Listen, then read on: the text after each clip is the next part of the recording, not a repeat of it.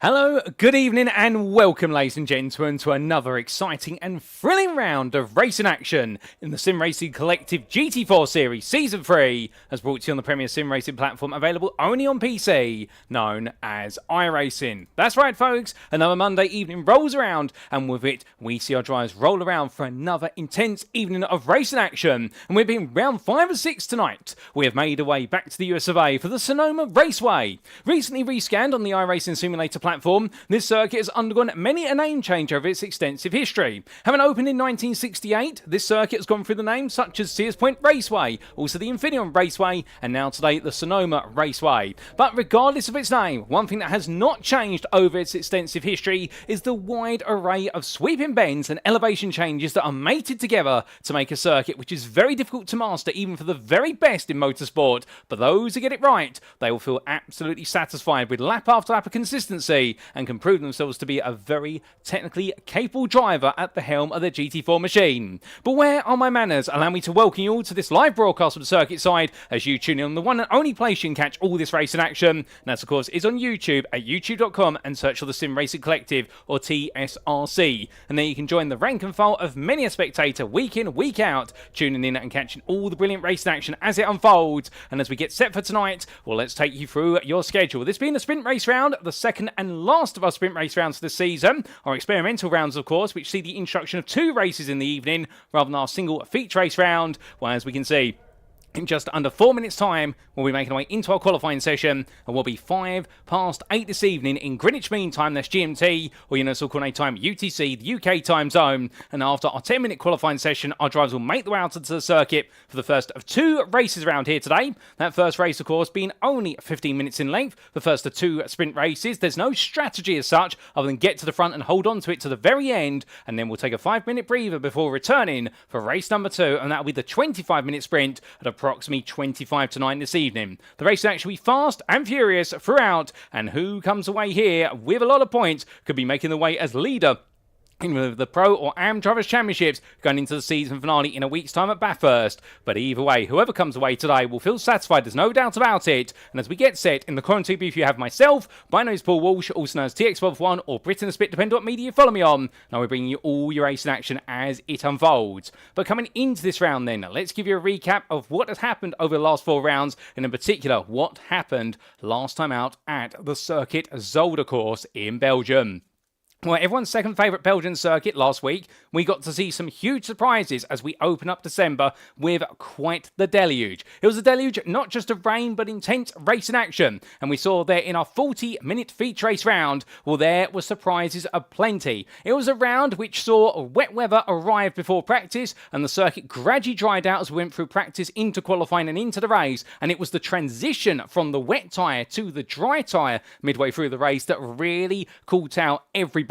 Whether it was the slick starters who managed to make the way all the way to the halfway point, at which point the slick tyre became the right tyre, alternatively those who started on the wet who then had to survive on their wet tyres all the way to the end, alternatively swap to the slick tyre in the pit. But either way, we got to see some absolutely brilliant racing and some surprise performances, perhaps none more so than your overall winner of Craig Twardock, who pulled home an absolutely brilliant win, having started 6th and having gambled and started in the dry tyre. He built up his pace, he built up his confidence, and in the end was able to deliver an absolutely standout win, his first win of the season. As for the AM class, well, we had the tightest conclusion that we've seen to an AM race so far this season, when Mark Davenport taking the victory by 6 thousandths of a second over his rival of Bart Raven, who chased him furiously. And it was all about Bart Raven being on the slicks versus, of course, Mark Davenport on the wet. And in the end, it was the wet tyre driver that managed to hold on it just about. If there was an extra metre on that start-finish straight, it would have gone the way of Raven, but there are only so many metres in the run to line, and that's how Davenport was able to hold on in time. And that has led to some huge changes when it comes to the championship standings, which we'll talk more about in due course. But as we can see on our calendar, now it is the 8th of December. We're here at Sonoma Raceway for the sports car alternate layout, a 2.52 mile layout, 18 corners, and well, we'll get you a little bit more familiar with those corners in due course. But after today, we've only got 1 round to go, and it will be down under in Australia in a week's time at Mount Panorama Raceway, but you know and love it and refer to it as Bathurst in reference to the local city that we will be crowning our champions on Monday the 15th of December, just in time for Christmas. But as we come into this round then, let's talk about our host circuit. It is Sonoma Raceway, the sports sports car alternate layout, as we just mentioned. This circuit located, of course, near the mountain range, which has the southernmost landmark of Sears Point, I should say, in Sonoma County of the US state of California. And a huge thank you to iRacing.com, not just their brilliant simulator, but also the absolutely fantastic track maps that come with it. The only problem with a two-dimensional track map, understandably, is the fact it doesn't really emphasize the elevation changes that you'll see around here, and that's the main thing that our drivers need to get used to today, is the fact, particularly in the first half of the lap, the run from turn 1 all the way through to the exit of turn number 7, you have some absolutely monumental elevation rises and also elevation drops, and it's all about being able to sight the corners and knowing exactly where your brake markers are, with a lot of these corners having no brake reference markers, and it has to be done on muscle memory and gauging the conditions. Meanwhile, the second half of the lap, particularly from turn 9 all the way through to turn number 18, will feel a much more traditional fast-flying circuit, where it's all about low to medium speed corners, where a hairpin for good measure at turn number 17, and plenty of overtaking opportunities for those who are daring on the brakes. Indeed, it's a circuit of two halves, but at its core is a very fundamental 18-corner sequence, which your drivers need to get comfortable with, as if they're not, they may find themselves very quickly falling off circuit or falling foul of overtaking opportunities that they give to their rivals. But in terms of our rules, because this is a sprint race round, we do see the rule set switch slightly once again, and much like in round number 3, well, firstly, we do see the one fundamental rule that stays the same, is that this is a fixed setup series with setups provided to our drivers ahead of each and every round of racing. Qualifying-wise as well, a closed qualifying format shall be used, with drivers having 3 flying laps available to them, plus their outlap, and they've just begun qualifying. We'll come to that very soon. Sprint race-wise then, what is different for tonight? Well, the race 1 grid shall be set based on results of qualifying. That's a given. Meanwhile, the race 2 grid shall be set based on the finishing positions of race number 1. So that means wherever you finish in race 1, you start in that position for race number 2. So win race 1, you start on pole for race number 2, and we work the grid accordingly, and that means it's all about winning from start to finish. Each driver has one fast pair available should they need it in each race. Alternatively, we may see them come into the pits for a drive-through penalty if they have accumulated 70 or more instant points. Meanwhile, all race stewarding, for instance, shall be conducted post-round. So let's make our way back to circuit side, and as we do, ladies and gentlemen, well, let's walk you through those championship standings coming into this round very quickly. And we start with the Pro Drivers' Championship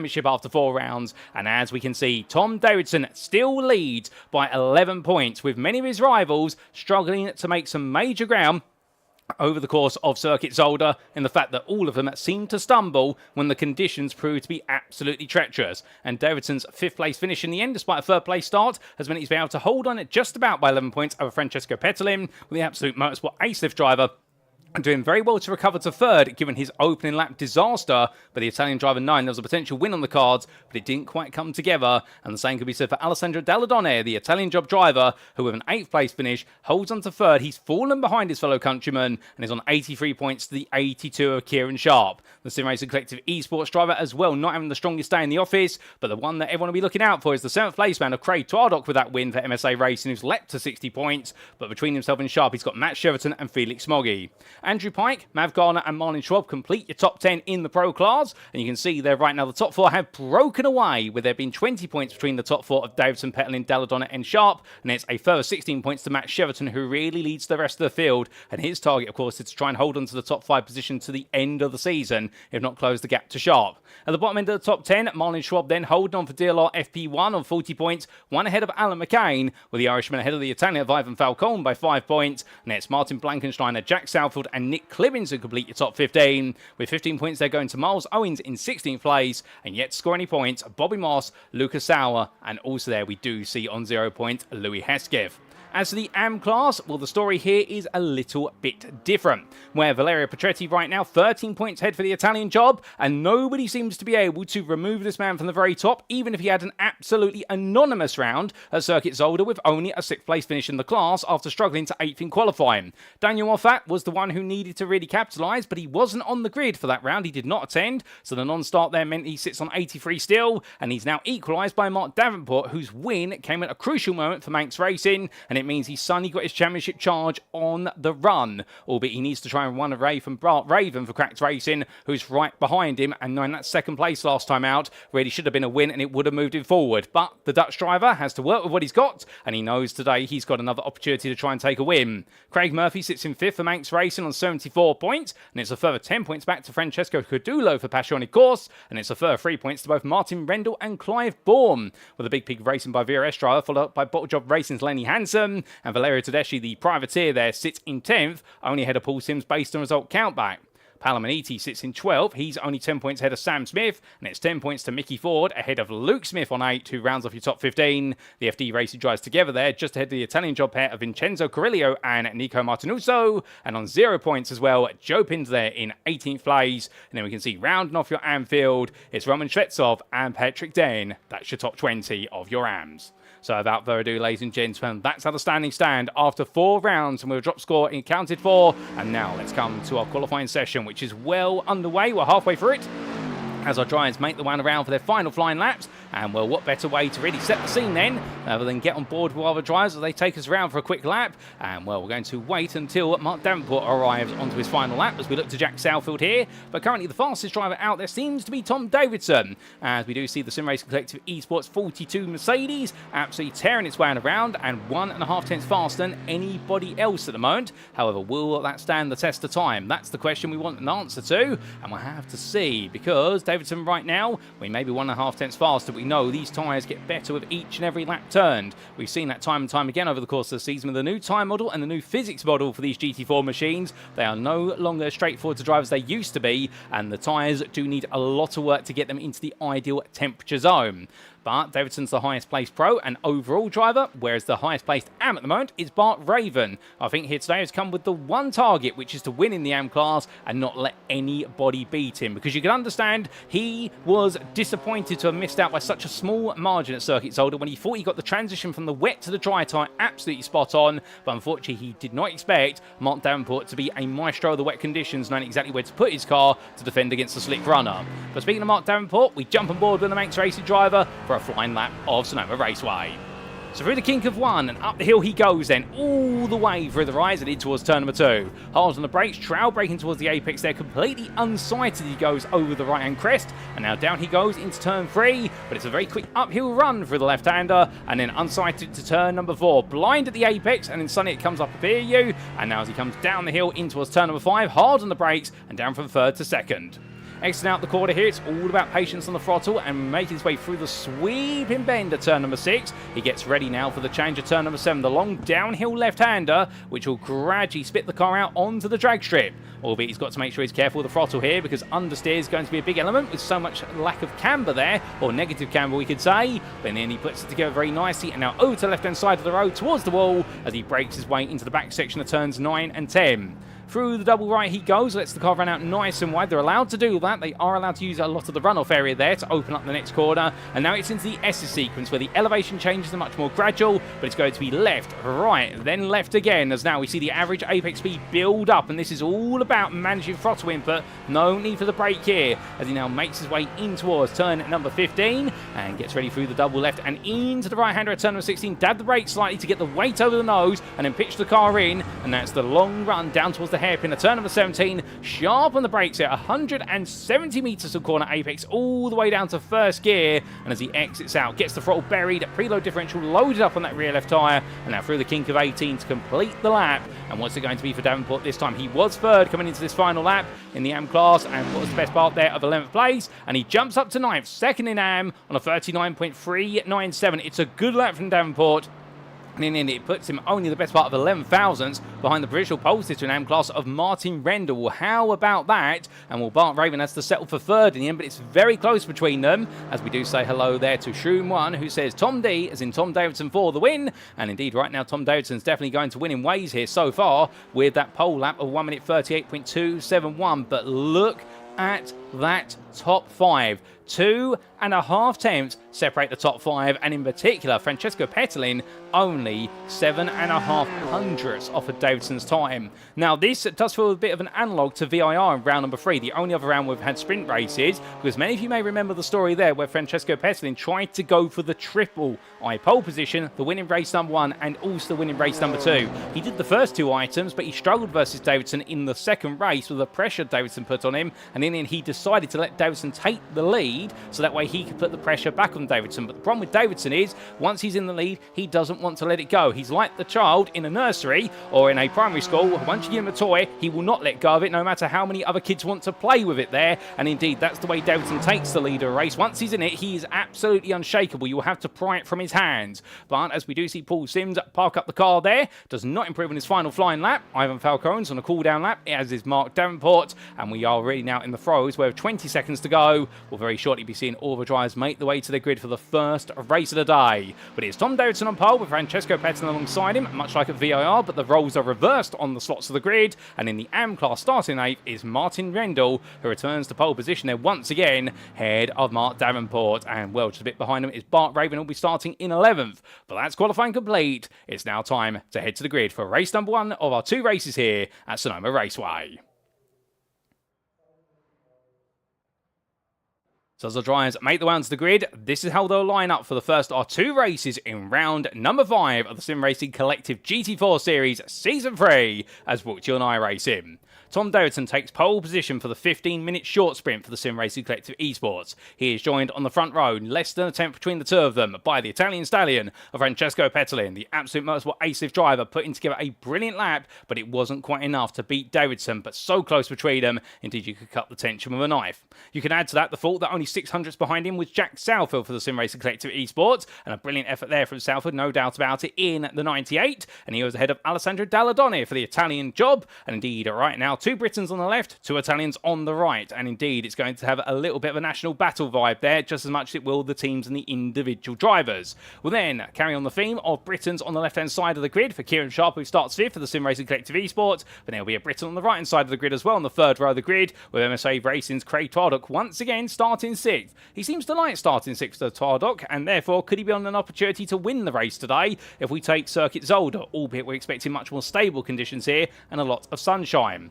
Then starting 7th is Andrew Pike for the Sim Racing Collective Esports. He'll be very happy with where he's qualified, but he'll also know that he really earmarks the second half of the grid, because he was the best part there of 3 tenths down on Twardock, and in turn he was the best part of 3 tenths, if not 4 tenths, in fact faster than your AM pole sitter, that being Martin Rendell, who starts 8th. Well done to Martin for that in the Porsche 718 Cayman, the highest placed Porsche on this grid by some margin, with Craig Murphy being in the next Porsche all the way down in 15th. But on the way to Murphy, we firstly come to Murphy's teammate of Mark Davenport there, the Manx Racing driver who right now is chasing championship glory. He starts in 9th, 2nd of AM, head of Matt Cheverton, who lines up 10th for Aztec Racing and rounds off your overall top 10. Then we do have Bart Raven starting at 11th there for Cracked Racing, ahead of Ivan Falcone, the Italian job driver there, having a bit of a difficult qualifying session and seems to be very hit or miss in qualifying this season, and he's definitely missed it today. But then we have on row number 7, Mav Gardner starting 13th for the Sim Racing Collective Esports, head of Paul Sims. The privateer there starts 4th in the AM class, a little bit off of the pace of Bart Raven by the best part of 6 tenths, but is that just a qualifying 1 lap difference, or is that a sign of overall pace difference? We'll have to wait and see. Craig Murphy starts 15th for Manx Racing, and he wasn't too far behind Sims, and he was just about a tenth ahead of Valerio Petretti, who starts 16th for the Italian job, with Alan McCain beginning today 17th for iRacing Esports, ahead of Clive Bourne. The Big Pig Racing by VRS driver there 18th, just ahead of Valerio Tedeschi, and then we do have Paolo Maniti round off your top 20, and starting 21st, last but not least, it is Bottle Job Racing's Lenny Hansen, 21st of our 21 starters here for race number 1 of the day at the Sonoma Raceway. But as all the grid is set, we're not too far away from seeing them get their formation lap underway. And when they do, well, they'll make the way away behind the BMW M4 safety car. And well, we look forward to seeing exactly who's going to be able to impress. As we do see DQ Dave there saying Sharpie for a cheeky win. Well, we'll have to wait and see if that becomes a reality. And well, keep in mind, of course, for Kieran Sharp starting 5th on this grid, he'll be thinking to himself, that's a long way back as they gradually begin to pull away here on the starting grid. Albeit, I get the feeling Tom Davidson taking his time to let the safety car put a bit of space between them. But right now, for Kieran Sharp, like many, they'll all be very eager to try and get as much tyre temperature as they can on this formation lap, because that tyre temperature is going to be absolutely critical when they do go green flag racing. There's no doubt about it, because the problem here is you start the lap with a lot of corners that are unsighted and a lot of mid-corner elevation change and mid-corner camber change, and that is where you need the tyre temperatures, where you need the grip, because the fact suddenly the weight transfer over the car becomes very pronounced, unlike a flat corner whereby the weight transfer is still noticeable, but when you do suddenly go override, such as at turn number 4 here, what you very quickly find is all the weight of the car gets thrown over the hill and gets pitched suddenly onto the front left tyre before it's then brought back towards the rear of the car for a brief moment, only then to be pitched back forward when they come full pace from turn 4 in towards turn number 5. That's why the first half of Sonoma is such a tricky part of the circuit at the start of the race, because you've got no tyre temperature, you've got cold brakes as well, and you've got a car that wants to throw all its weight around. Remember, these are road cars turned race cars, whereby the saying is they are 80% road car, 20% race car, and that means they have all the mass, albeit not all the electronics you'd have in your standard car, such as a sat-nav, or the full air conditioning system, but you do get the point in the fact that these cars are quite bulky. They are the best part of approximately in the region of about what would be 1.5 metric tons, and therefore for our drivers they will need to manage that weight as it's chucked left, right and centre. But as Kieran Sharp makes his way along, and Martin Rendell a bit further behind. Well, what can we say about Martin Rendell's championship run all the way up to this point in the AM class? Well, we can definitely say it has been a season so far where for Rendell, things have not quite clicked together, and he has yet to take a win. He has taken 1 third place, 1 podium this season, and it was at Circuit Zolder in the very tricky conditions. But right now, he's put himself right at the front of the field. He's no stranger to pole position this season in the AM class, but he is also no stranger to incidents in the early stage of the race, which have cost him the win.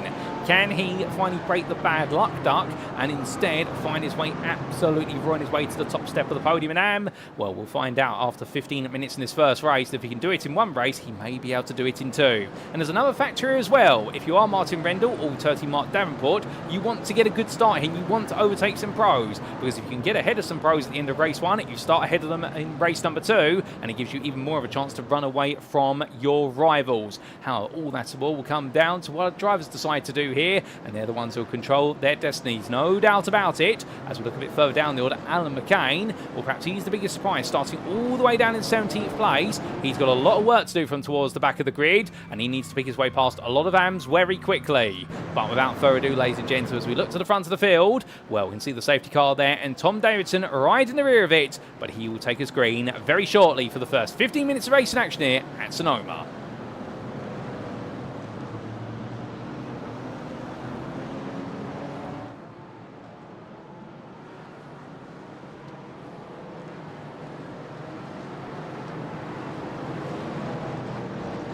And it's lights down, away we go for race 1 of 2 here at Sonoma Raceway. Tom Davidson gets a good start, but Petelin timed it very well to make sure he launched with him as they head up the hill through 1 into 2. But as they do, 2 wide, they're Petelin on the outside to the inside, and Jack Salford tries to cut through. Can Salford go all the way around the outside? That's a brave ask from Cold Tyres. Salford can't quite get it done. Mark Davenport's ahead of Martin Rendell, and so is Bart Raven. Rendell, they're quite slow coming out of turn number 2, and I suspect, respect to the fact his rolls on the outside, Rendell's still there battling with Raven. Raven going on the full attack here as they come over the crest, and down towards turn number 5 they go. Car sideways to the rear of the picture. That is Cheverton going sideways. More than that very shortly as Rendell gets tapped. He's tapped again, and Ivan Falcone this time on the inside of him sends Rendell on the round, and Martin Rendell points in the wrong direction after 5 quarters, and that really summarises his season so far. He's had all the pace but had none of the luck, and now he's got to try and get it back together as quickly as he can, as he's demoted all the way to 20th. But with that, Ivan Falcone moves forward. Matt Cheverton is still fighting him versus Mav Gardner. These two right now elbow to elbow here as they come up towards turn number 9 for the first time in race conditions, and Gardner right now back it off there as Matt Cheverton's not going to give way in his Ford Mustang whatsoever.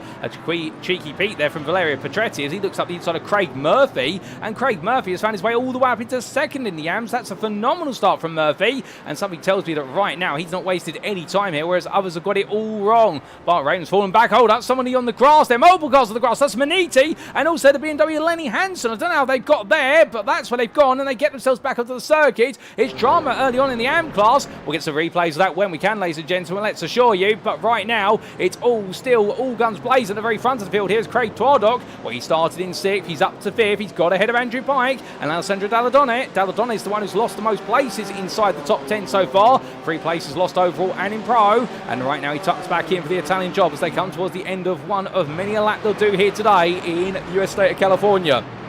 As he heads up the hill, in towards turn number 2. Absolutely breathing down the neck of his fellow BMW counterpart of Andrew Pike. Right now, the Italian job driver, he thinks about moving on to the inside, but there's no way through, and I think he's going to keep putting that pressure on. But Pike seems to be struggling here, and Dalladoni's got so much pace. There's contact, and it sends Pike round. He goes sliding sideways. Dalladoni immediately puts the brakes on there to avoid adding to the incident, also out of respect. But I think he realised then you can't just stamp the brakes on the racing line, and he carries the speed forward, and therefore he will pick up a place of a Mark Davenport there, as Davenport, I think, has had to get the car back together. It's all pandemonium, even inside the top 10 on lap number 2. And suddenly Ivan Falcone, who started all the way down in 12th place, he's up to 8th as well, albeit he's not innocent with some of the contact we believe from the camera angles, albeit they'll go to the stewards afterwards if it's reported. But right now Falcone can only think of one thing, and that's his get on with the job. You can't think about the past. The past is what it is, and you've now got to live in the present and push towards the future. But after 1.5 laps then, it's Davidson who leads, and started on pole ahead of Francesco Petelin, who's second. The absolute motorsport ace-lift driver right now falling to 7 tenths back of the Sim Racing Collective Mercedes, but then again he might be pacing himself. Jack Salford is third,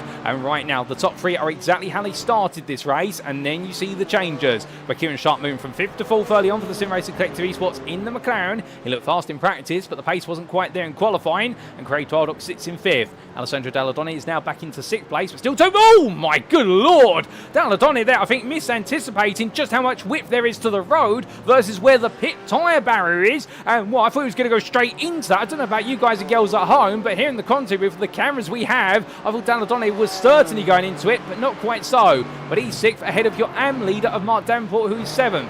And right now the Manx Racing driver has a comfortable advantage over 2nd place AM driver of Craig Murphy, his teammate. And between the two, they're the 3 pros of Ivan Falcone, Matt Sheraton and Mav Gardner, and that will complete your top 10 with Gardner. And then Craig Murphy is 2 seconds behind. You can see him there with Valerio Petretti right behind him. And Petretti right now, well, he may have had a bit of a dismal qualifying session, but the Italian job driver, well, he makes a little bit of an excursion there coming out of turn number 4, but he is now really pushing in the race, and we jump on board here with Petretti as he heads in towards what will be turn number 7.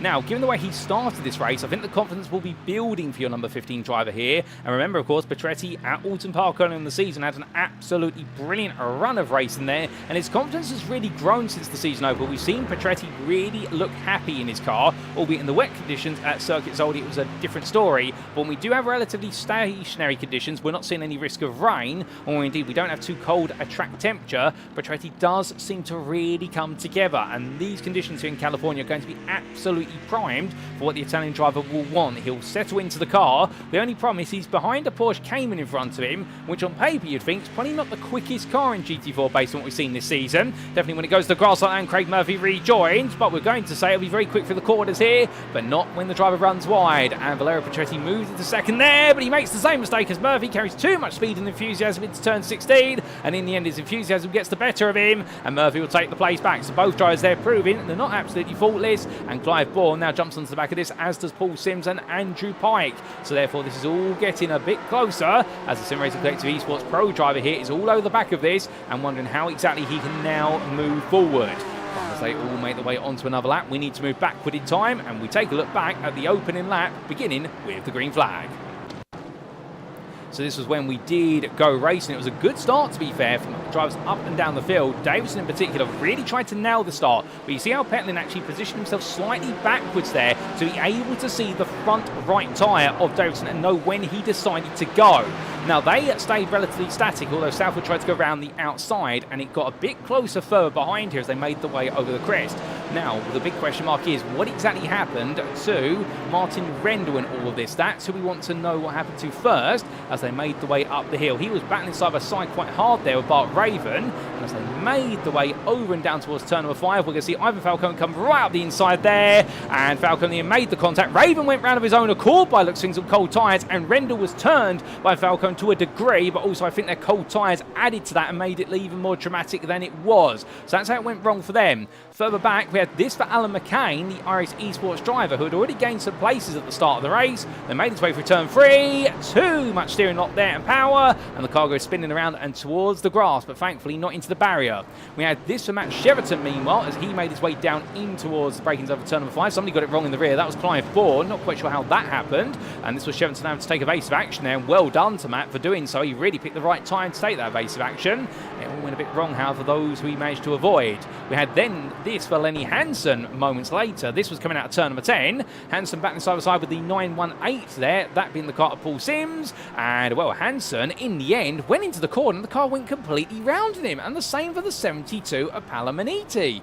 What happened to Maniti there, I wonder? So he made his way through the corner, and as he did so, we've got a slightly different camera angle here. Took a lot of curb, and that's what unset the car, and it was the same there for Hansen. That explains it. It wasn't contact with Sims Hansen. They both took way too much apex curb at turn number 11, and it sent them both around. Then we had this, meanwhile, for Andrew Pike on lap number 2. This was him battling with the 61, tapped to the rear of the car, and Pike in the end went on around there. Daladonev decided to park up and then realised he couldn't wait, otherwise he would have been caused in an instant. And that explains the story between them all as we come back to your live racing. So we're on to lap number 5 now. We are at the halfway point of this race, plus a final lap still to go, of course. And things have calmed down for a brief moment, or have they, I hear you ask? Well, if you're Paul Sims, things have not, because he wants to make a move here on Clive Bourne. Bourne in the orange and black Mustang, with the black stripes we should point out. Meanwhile, we can see here Paul Sims in the privateer BMW, the 918 driver who's avoided most of the chaos and carnage so far, but he has lost a place compared to where he started. He started 4th in the AM class, he fallen to 5th. We're trying to be as diligent as possible, but unfortunately that diligence has come at the cost of places, but he's still got a car to work with, and that's the important part. And you've got to get to the end of the race in order to be able to secure the place which you're currently in at the checkered flag. It's not about simply just running one lap and end up in the retirement pool.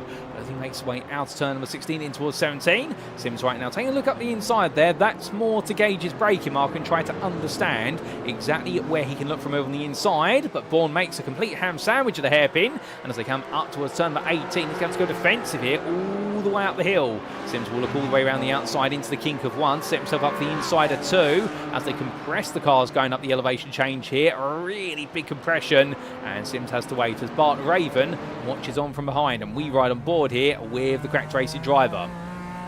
Now for Raven, what he's got to take faith in, if he was in a car that had not had any damage, he would be the fastest of the 3 drivers here, but he's got a damaged car and he's now got to try and use his pace, plus also his knowledge of how the car's behaving with the damage to his advantage. But Sims goes very deep there and he runs wide, but not to the grass, and Raven will pick up 1 place. I think Sims had just been caught out slightly by the sudden braking zone, and I think looking in his rear view mirror, car in the middle of the road, that's Valerio Petretti. Petretti's around, and that's going to send Petretti all the way down the order from what was at the time, I do believe, 3rd place in AM, and Petretti Sonny falls all the way down into what is none other than 6th place, as behind him is Valerio Tedeschi, and in the end the 2 Italian drivers now get quite close to each other, but I do think that Tedeschi's not going to be close enough to make a move, as we have got damage to Andrew Pike's car, and the Sim Racing Collective Esports driver whose race started on a negative note, well, it's definitely now going even more negative as the front left suspension has collapsed on that car. You can see some sparks coming out from underneath it, and as he makes one around, I think the front right suspension has gone. I think the whole front suspension has collapsed more on the right than the left, but Pike right now is trying to get the car to the pits for a quick repair.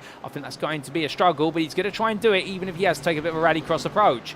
But meanwhile, from one driver who's struggling to one driver who is not from the Sim Racing Collective Esports team, it's Tom Davidson, who right now holds a lead of 1.2 seconds over Jack Southfield. So Southfield has, off camera, found his way past Petalin. We're going to need a replay of that. It did happen on lap number 3, and that replay will be with us soon. And in fact, I think Petalin is under even more pressure here, as Kieran Sharp takes a quick cheeky peek up the inside into turn number 5 and decides not to, but it was almost as if he was thinking one way then the other. You can see the body language of the nose of that McLaren. I think Sharp there was 50-50, and I think he was flipping a coin in his head. Do I go for it or not, and keep Petalin guessing? But Francesco Petalin, for all the pace he showed right at the start of the race, being though he seems to have fallen off a bit of a cliff here as we made our way into the final third. And this is not a good omen for what is to come in the 25-minute race if this track temperature stays with us, and also the sunny conditions. Because Petalin struggling right now after 10 minutes, it makes you wonder what 25 minutes or an extra 10 minutes is going to do to the car. But we will see about that as they weave and wind their way through the SS sequence. And the absolute motorsport ace lift driver right now, well, he's just got to try and hold this position and stop the rot. As Kieran Sharp falls backwards, as you would expect there through the S's. Dirty air is always going to make the chasing car feel a little bit less attacking, a little bit aggressive in nature, I should say. I was going to say attacking in nature, but that wouldn't make grammatical sense. But the point being, it will take away a lot of the turning on that nose, and the understeer will become more pronounced, as Petalin right now just has to hold that position. and he can do so over the course of the second half of the lap. Then the first half of the lap is where he needs to go defensive. But up towards the timeline he comes, and as he does so, we take a look back in time to how Jack Southfield found his way past Petterlin. Now this was into turns 9 and 10, so in the end it was a switchback here for Southfield. Switchback to the inside of 9, got to the inside of 10. Lovely bit of work there from Southfield, and in the end Petterlin being absolutely robbed of the position there, albeit fairly. So great battling between them, and Jack Southfield putting on a classic move there through turns 9 and 10, and that's what it's all about. But with that, we also have a big question, of course, is what happened to Valerio Petretti, because he fell all the way down the order, and this was what happened to Petretti on lap number 6. The Italian job driver had a spin, of course, as he made his way up towards turn 7. In fact, he didn't even get there. Oh, my good lord, a nasty knock to the barrier there. And Petretti then just too much apex curb there through turn number 6. That's a very odd moment to get it wrong at, because Petretti looked absolutely fine. Let's ride on board and listen in. And just the rear of the car compressing there.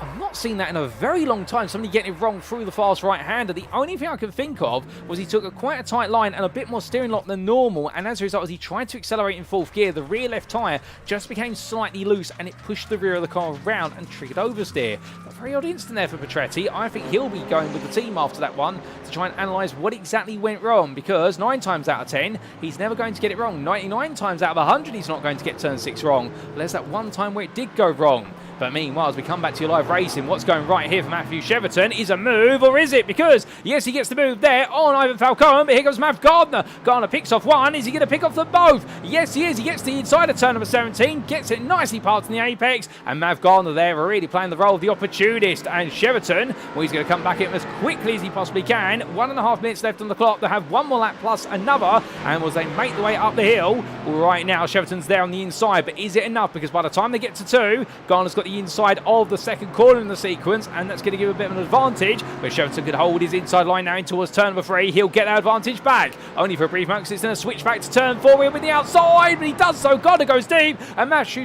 Cheverton takes the place, and now Ivan Falcone's over the back, as that's going to be Gardner wiggling around there at the rear end. That's a technical turn for oversteer, and as they make their way down through turn number 5 in towards 6, Ivan Falcone right now, I think he's sat there thinking, why can't I get involved? Mav Gardner, who really was, of course, to make a 2-for-1 special pass in the end, well, he didn't count the fact that Matt Cheverton wasn't going to give up easily, and as they make their way down through turn number 7, right now Ivan Falcone is all over the back of Gardner like a bad rash, but he will lose out there as he understeers a little bit wide coming out of turn number 8. The car washes out, and now he's got to reset and go again.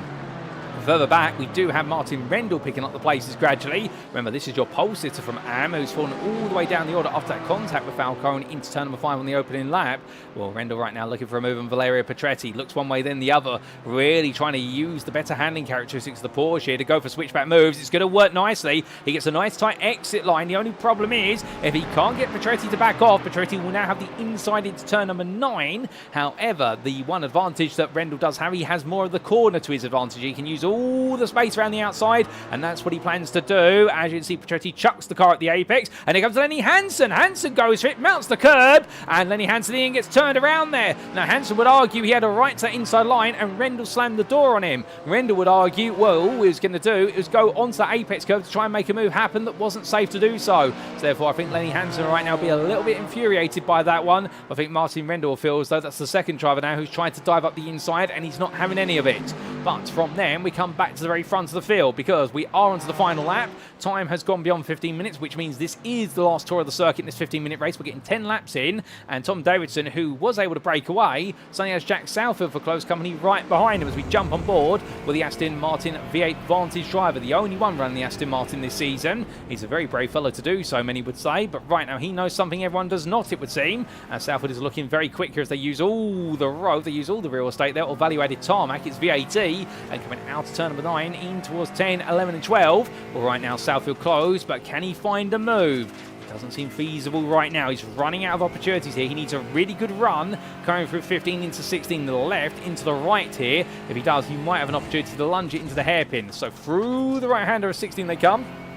And as they emerge, What's the gap? It is the best part of 2 attempts. Davidson immediately goes defensive. He knows all he's got to do is park the car in the inside line here, and it's going to be a quick drag race to the line. The checker flag gets ready to wave, and for Tom Davidson for the Sim Racing Collective Esports, he's going to lead on home. A 1-2 here, race number 1 at Sonoma Raceway. Davidson wins ahead of Jack Southfield, and then it will be Kieran Sharp who completes an all Sim Racing Collective podium ahead of Francesco Petalin. He did find a way past me, and the absolute most will ace to try settling for 4th. Craig Twardock takes 5th. The MSA Racing Drive then followed up by Alessandro Dalladone, and then it will be Mark Davenport who adds another and win to his collection. His championship campaign is well and truly on a roll now for Manx Racing ahead of Matt Cheverton, who takes home 8th place. I'm Falcone and Mav Garner complete your top 10. It's a 1-2 for Manx Racing in the AM class, with Craig Murphy coming home 2nd in class length overall ahead of Paul Sims, who returns to the podium for a first time in a long time here in the Sim Racing Collective campaigns.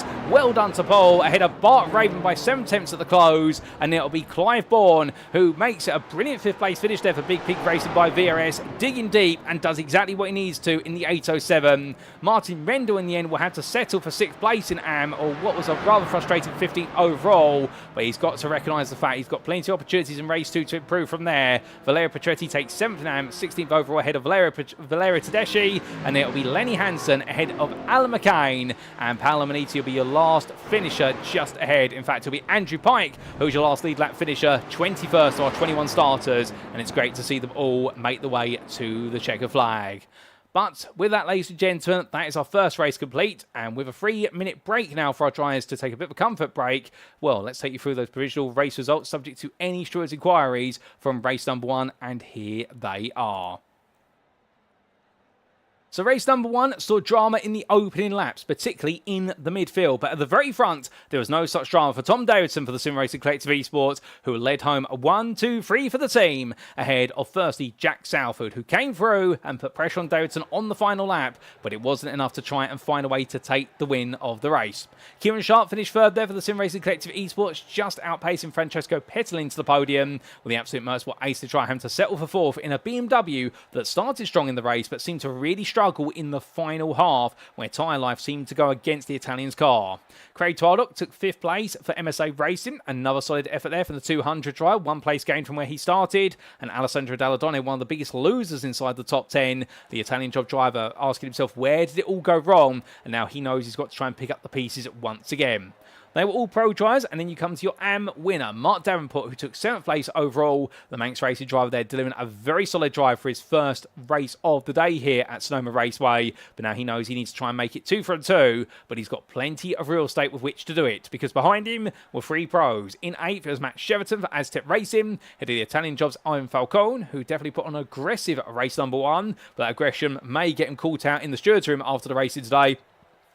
And Mav Garner in 10th place there for the Sim Racing Collective Esports will be gutted that his 2-for-1 attempt on Falcone and Cheverton, and then saw him lose the places that he tried to gain. He round off your top 10 with Craig Murphy best of the rest in a length overall, but more importantly for the Manx Racing driver, makes it a 1-2 behind his teammate Mark Davenport in the AM class, and Paul Sims round off the AM podium there, the privateer. And well, when we put it into perspective in terms of Paul Sims and podiums this season, you'd have to imagine that for Paul Sims, he's only had 1 top 5. It was a 5th place in race number 2 at VIR. Otherwise, it has been 8th places or lower. So Sims takes his first podium of the season, and well done to him. He'll be absolutely ecstatic about that. Bart Raven finished just behind for Cracked Racing, knowing a podium slipped out of his grasp, but he was ahead of Clive Bourne for Big Pig Racing by VRS, who was 14th on the road, but 5th in AM. Martin Rendell, 15th there, 9 that he's got the leading pace, but now he's got to try and do it all again in race number 2, head of Valerio Petretti, with Valerio Tedeschi there, and Lenny Hansen completing your top 18, and outside that top 18, we did see there behind the bottle job racing driver, iRacing Esports' Alan McCain and Paolo Maniti, and then last but not least, the pro driver Andrew Pike for the Sim Racing Collective Esports. It all went wrong for him very quickly in race number 1. In race number 2, can he get it right? Well, ladies and gentlemen, we are only moments away from going green flag racing once again here at Sonoma. Indeed, the warm-up period is coming to a close, so we're going to take a quick sip of water, and then we're going to take you through the grid for our second and final race of the day of round number 5 of the Sim Racing Collective GT4 Series Season 3.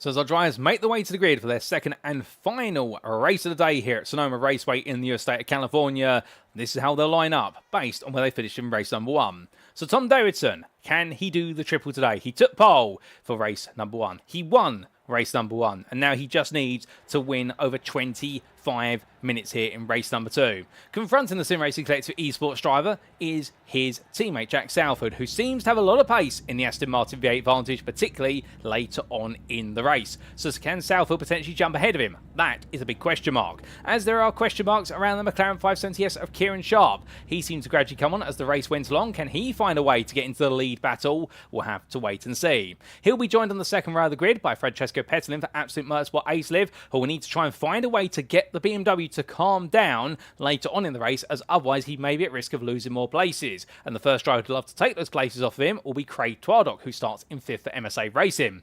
The Italian job's Alessandro Dalladoni begins this one in 6th. In the 61, and behind him will be your pole sitter and winner from race number 1, Mark Davenport for Manx Racing, who has a huge opportunity here to make it a double win, and with it, move himself very comfortably towards the very top of the standings. On the full row of the grid alongside Davenport will be Matt Shelton, the pro driver there, who begins this one in 8th for Aztec Racing. And then we have an all-pro row number 5 to complete your top 10 of Ivan Falcone for the Italian job, and Mav Garner for the Sim Racing Collective Esports.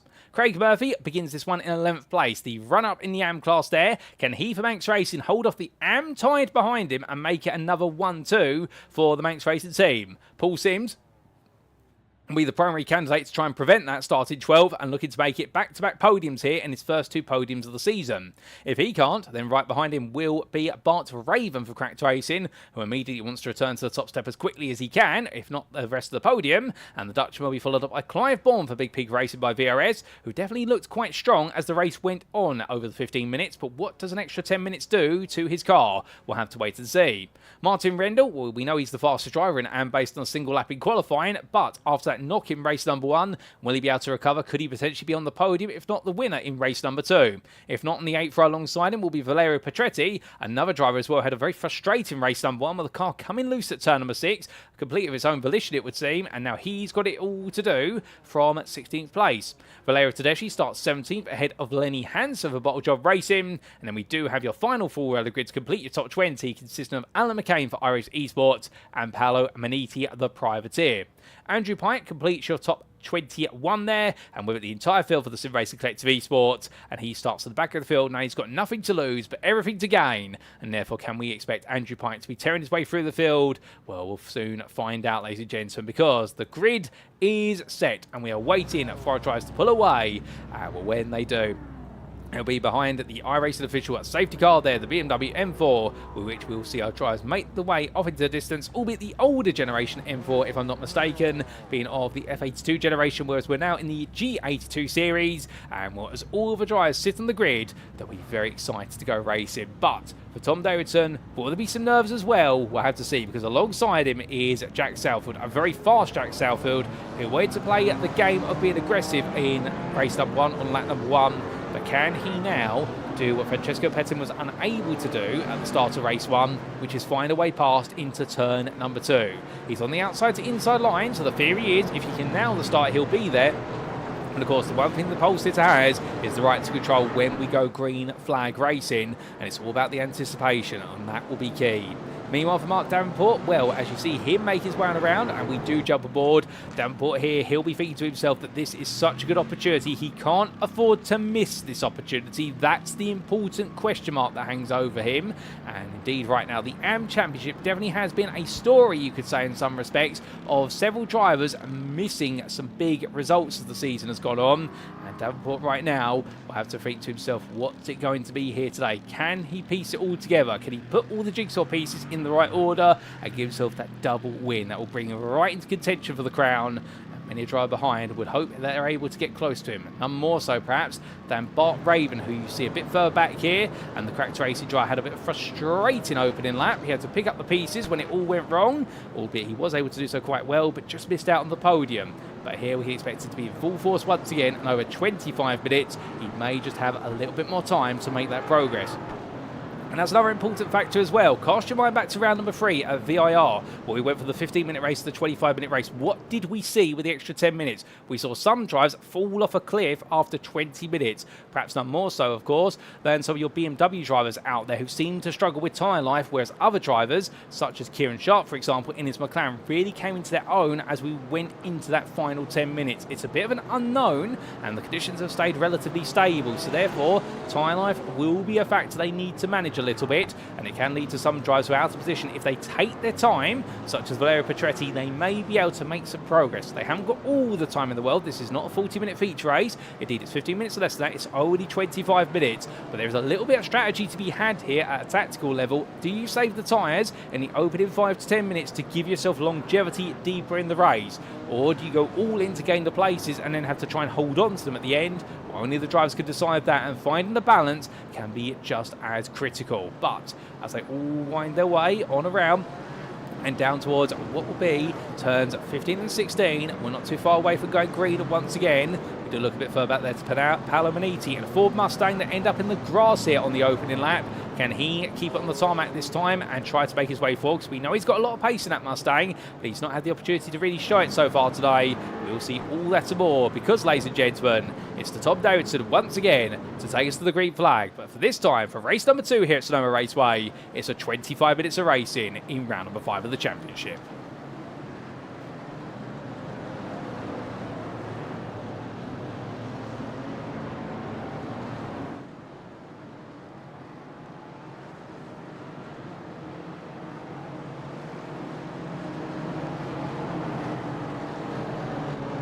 And it's away we go once again then. Racing we are as they roar the way up the hill. Davison this time has a bit of a slow start and Salford looks around the outside. Petzolin pushing Salford up the hill. You see Kieran Sharp there on the inside. So it's going to be 2 by 2 as they enter the braking zone. It's going to be cold tyres here and very loose rear ends. But all your top 4 survive it as the rest of the field make the way with the crest. Brilliant start for everyone involved. Lenny Hansen turns sideways in the battle with Andrew Pike. They've had a bit of a rub, but it looks like Hansen's been ejected. Meanwhile, Petzolin dives up the inside there into turn number 4. Brilliant move from Petzolin. Instant third behind. There's multiple cars off their own. Mav Garner collected. Oh, goodness me, that's all gone wrong. That's Martin Rendell we collect as well. Got in the middle of the road. We've got a yellow flag. That's a safety car, and that's because of this incident. We just brought many a car off the road. Paul Sims has taken the rallycross line there at turn number 5. There's going to need to be a few replays of that for us to unpick it, but meanwhile, all the racing is neutralised, and Alessandro Dalladoni literally had Matt Sheraton right in his inside, who was ahead when the safety car was called. It looks like Sheraton was. In fact, he has taken that 6th place back, so I think he was under pressure from Dalladoni there, and we immediately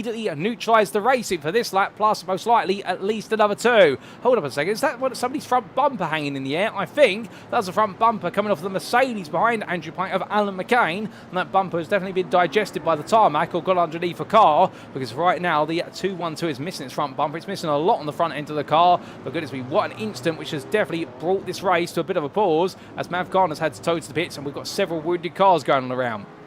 Now, of course, with the fact we do have the safety car out there, the pit lane will most likely be closed for this lap, but it will be opened on the next lap, I do believe. So therefore, those with damage, they've got to stay alive a little bit longer out here, and then they will be able to come into the pits. The only problem they will have is the fact that they will lose places if they do decide to come into the pits to repair work, but they'll get a repaired car. So therefore, the big question mark is, do you sacrifice the places, or do you stay out and risk it all? And I get the feeling here it might be about risky things as McCain dives at the inside there, Andrew Pike. I think they're still trying to re-establish the running order when the safety car was called, and in the end Alan McCain goes up the inside of Pike there, but after one lap as Pike loses another place, so he's having to give several places back here. I think this is the way it's all being addressed.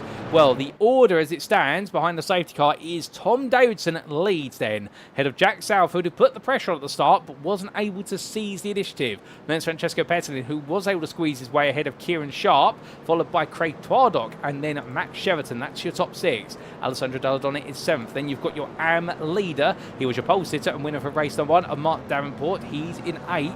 He's lost a place overall to Dalladoni, and what's happened behind him is that Clive Baum has been able to graft his way into 9th place and 2nd in AM. Well done to Clive. We said about watching out for him. The Big Pig Racing trial was looking very good towards the end of race 1, and he's proven it here in race number 2 so far. Alan McCain completes your top 10 with a lightning start, 9 places gained overall. Korean Pro ahead of Bart Raven, who is your best of the rest and third in AMS. The field queues up there coming over the rise of turn 7, and well, not quite sure why they're all queuing up as aggressively as they are, but they are indeed, and I think that might be where the pace car is just taking them down. They're all still trying to work out the order, and indeed this might take a bit of time, but what we have got an opportunity to do in the meantime, whilst we are taking that time, is take a look back at the race start, and in particular what exactly went wrong for so many drivers, and here's the replay. So we went green flag racing quite quickly, and it was a great opening battle here between Southfield and Davidson as they went racing. Southfield on the outside timed the launch to match Davidson. He really dialed it in very well.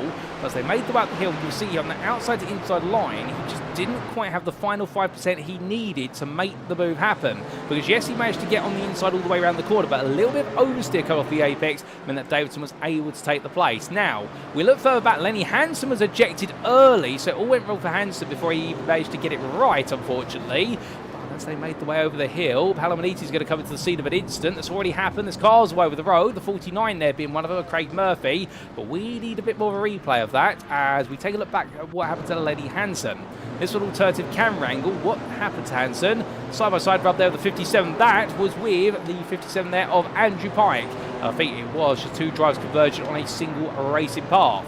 We then had this happen for Bart Raven as he made his way on around. So we come back in time once again. Where exactly did it go wrong in front of Raven? That's the question we need an answer to.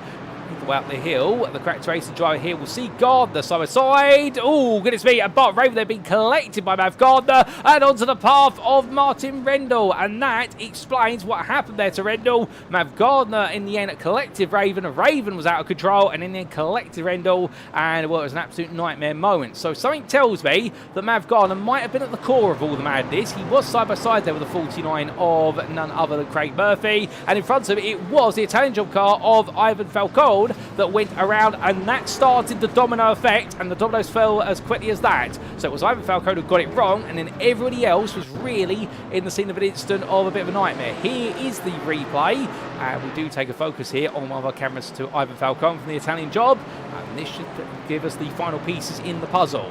So over the apex went, too much apex curb, that sent the rear of the car round, and then suddenly everyone came unsighted over the hill, and that's what led to all the madness unfolding there. So that explains the story, and well, we come back to your live pictures.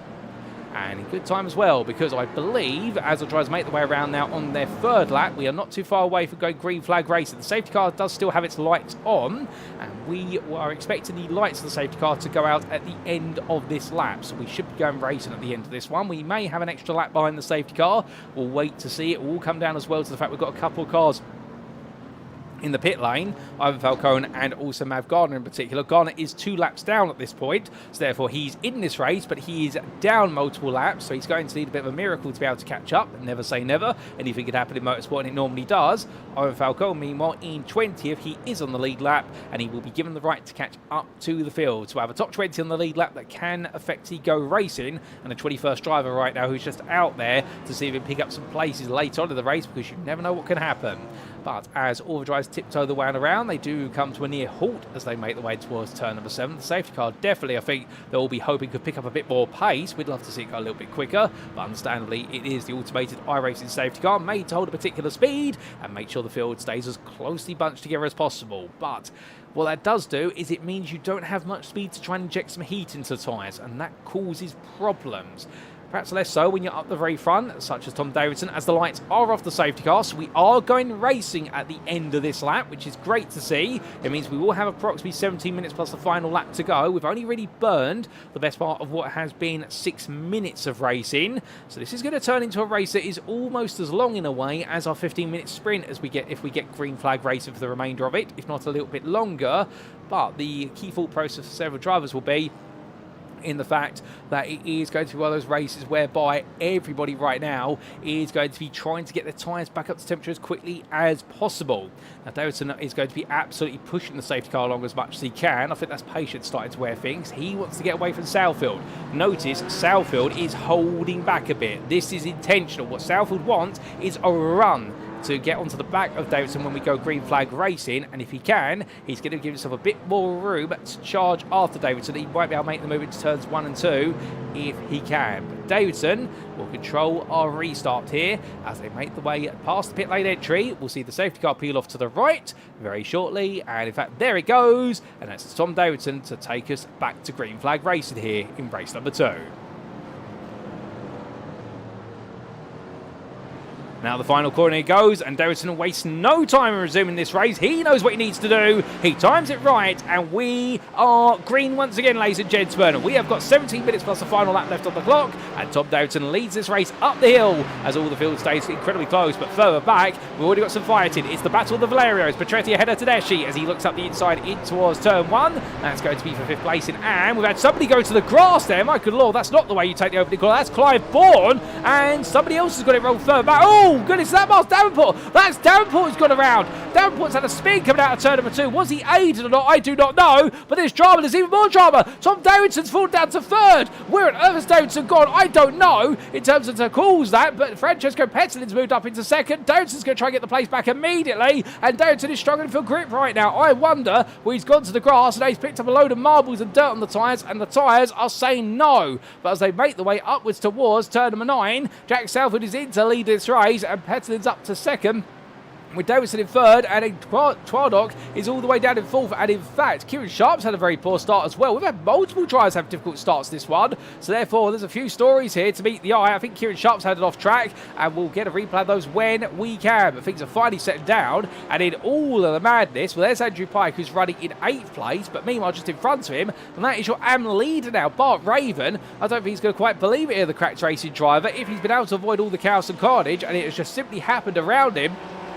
The 51 driver right now is being rewarded for his perseverance, there's no doubt about it. Well, he has got Andrew Pike between himself and then Paul Sims, but Sims right now has got a much bigger Ford his side, because that is Valerio Petretti right behind him, and Sims at this point 2nd in AM. He's got to try and keep Petretti behind him. Petretti really wants these places because he knows there's a golden opportunity here to try and take control of the championship. But on they go to another lap, and Petretti looking one way, then the other, but turns in way too early there into turn number 18. Ping-pongs his way off the inside wall. Well, it's an easy mistake to make. You may be thinking right now, well, surely the driver's got to know the wall is there. The thing is about the run of the start-finish straight at Sonoma, it's 2 curves really with a nasty concrete wall on the inside, and you see the damage that's done to Petretti there as he really struggles to get the power down out of turn number 2. That's the front left suspension rods there, not reacting the way he wants them to. And Petretti right now for the Italian job, I think really at the moment wondering why he needed to make a small mistake there, and it's all because he wanted to take a tighter line through that corner than what the corner would allow. You get lowered into it, it's a full sense of the amount of apex width there is, and Petretti falls foul of it. As they make the way down through turns, and a big slide loose there from Sims. Sims struggling in that BMW. The BMW drivers are really struggling here today for grip. We know that BMW has got a lot of oversteer in it. It's got a very loose rear end, but here at Sonoma with these highly elevated corners, particularly on the down run of the hills, that seems to be where the BMW is struggling. Uphill it's okay, but when it comes down from a point of elevation, the rear of that car really wants to slide loose. Coming into the S's now, well, Petretti's did a brilliant run out of 10, but the problem is he's not really got an opportunity to get alongside here. Sims can make himself as obnoxiously wide as possible, especially when he puts the brakes on, and now Petretti has to fall back, but it will be for a brief moment. I get the feeling it's going to be a question of when, not if he can make the move, but if he's not able to make it soon, Clive Bourne is going to be right there with him, and suddenly this may become a three-way fight for 2nd place in the AM class. But look to the rear of your picture, and you'll see there's even more action coming here, as that's Ivan Falco coming in very quick on the brakes out the inside of Martin Rendell, and will the pro-Italian job driver right now absolutely tossing his car at the circuit as he makes his way around the outside of Valerio Tedeschi, and Martin Rendell's going to try and do the same here. Tedeschi, I think, just a little bit nervous here as they come in towards turn 1, and rightly so. I think right now he's not used to being this far up in the order, and I think just trying to take his time and make sure he doesn't put a foot wrong here and wants to get some big points to the board for the number 69 privateer outfit. As he makes his way on around here, Tedeschi still did a good job, to be fair. Lenny Hansen's the next man to try and target him after Alessandro Dalladone. Dalladone less important perhaps because he's a pro driver, whereas you have got the AM driver of Hansen who wants to take that place for the AM points. Down on the inside, Hansen just following Tedeschi through the corners at this point, and the bottle job racing driver who's had a lot of bad luck so far today. I think right now he fancies his chances for a 6th place, if not a top 5 in the AM class, but he's got to take it one place at a time, and Mark Davenport is right behind him as well, and we need to understand what's happened to Mark Davenport. There's so many question marks on that restart that we have as we cross the halfway threshold in the time of this race, and right now Lenny Hansen trying to eye up a move here into the braking zone for turn number 9, goes on the move, and he does start the inside. Mark Davenport squeezes his way there as Tedeschi turned in, only to find Davenport put his car right there, and will Davenport being a bit forceful there. I think that's on the limit of what is legal in the eyes of many of a driver, but Davenport knowing he's got to go for this, because right now he's going to be hemorrhaging points as Hansen runs wide there through the S's, so Davenport here surely is going to look to pick up the place. He does so, and well, with a slowdown as well for Lenny Hansen for cutting the corner, that is going to be a double blow, and Mark Davenport will simply say thank you for 6th place, onwards I go. But as he does so, we make our way onwards to the way front of the field, and Jack Southwood right now keeping Francesco Pettin at a half a second if that, as your top 4 is definitely close, and we need to take an opportunity to take a look back at what happened at the restart, particularly to Kieran Sharp. Now Sharp, who started 4th on the restart here. Oh my goodness, the rear of the car came loose. He drifted his way up the hill, and Will Sharp in the end, that was an absolute, what was heart-in-mouth moment. He got it together, but that was a huge near miss, and Mark Davenport lost it coming out of turn number 2, got the power down, and the car went around as Clive Bourne also made a bit of a moment out of it, but in the end he got it back together to Clive Bourne, but Mark Davenport completely losing the rear of the car and went all the way around. Can we get the on board of that? Yes, we can. So there was Sharp taking his excursion, and you'll see Davenport goes into the corner, tries to get the power down here, and as he does so, the rear of the car just simply lifts up there because of the elevation change, and with no grip on the rear tyres, it was never going anywhere but around at that point, so an easy mistake to make and a huge one. We had this for Alessandro Dalladone, meanwhile, on the opening restart lap as well. This was coming out of turn 4 in towards 5. The Italian job driver made his way to the apex, and the rear of the car just simply let go on him there. And again, that downhill on the BMW, we said it time and time again, it really struggles on cold tyres and downhill runs. And we also had this for Craig Murphy. This was into turn number 7, so Murphy on the outside there versus Alan McCain, and a tiny touch there, and in the end Craig Murphy went sliding on around, really a victim of circumstance, and I think McCain will be going along to him after the race and saying sorry to him about that one. That's a bit of an innocent mistake, but everyone makes them to be fair. But we come back to your live racing in good time because the sun comes out, and Jack Southwood right now has Francesco Pettin even closer. And that time around, it was 4 attempts they crossed the line. So Southfield is under pressure. Petlin seems to have put to bed the demons of race number 1. And I think he's finally found the pace in this BMW. A bit further back, Kieran Sharp is still over the back of Matt Cheverton as he tries to get the place back. Albeit Cheverton actually took that place off him on the previous lap.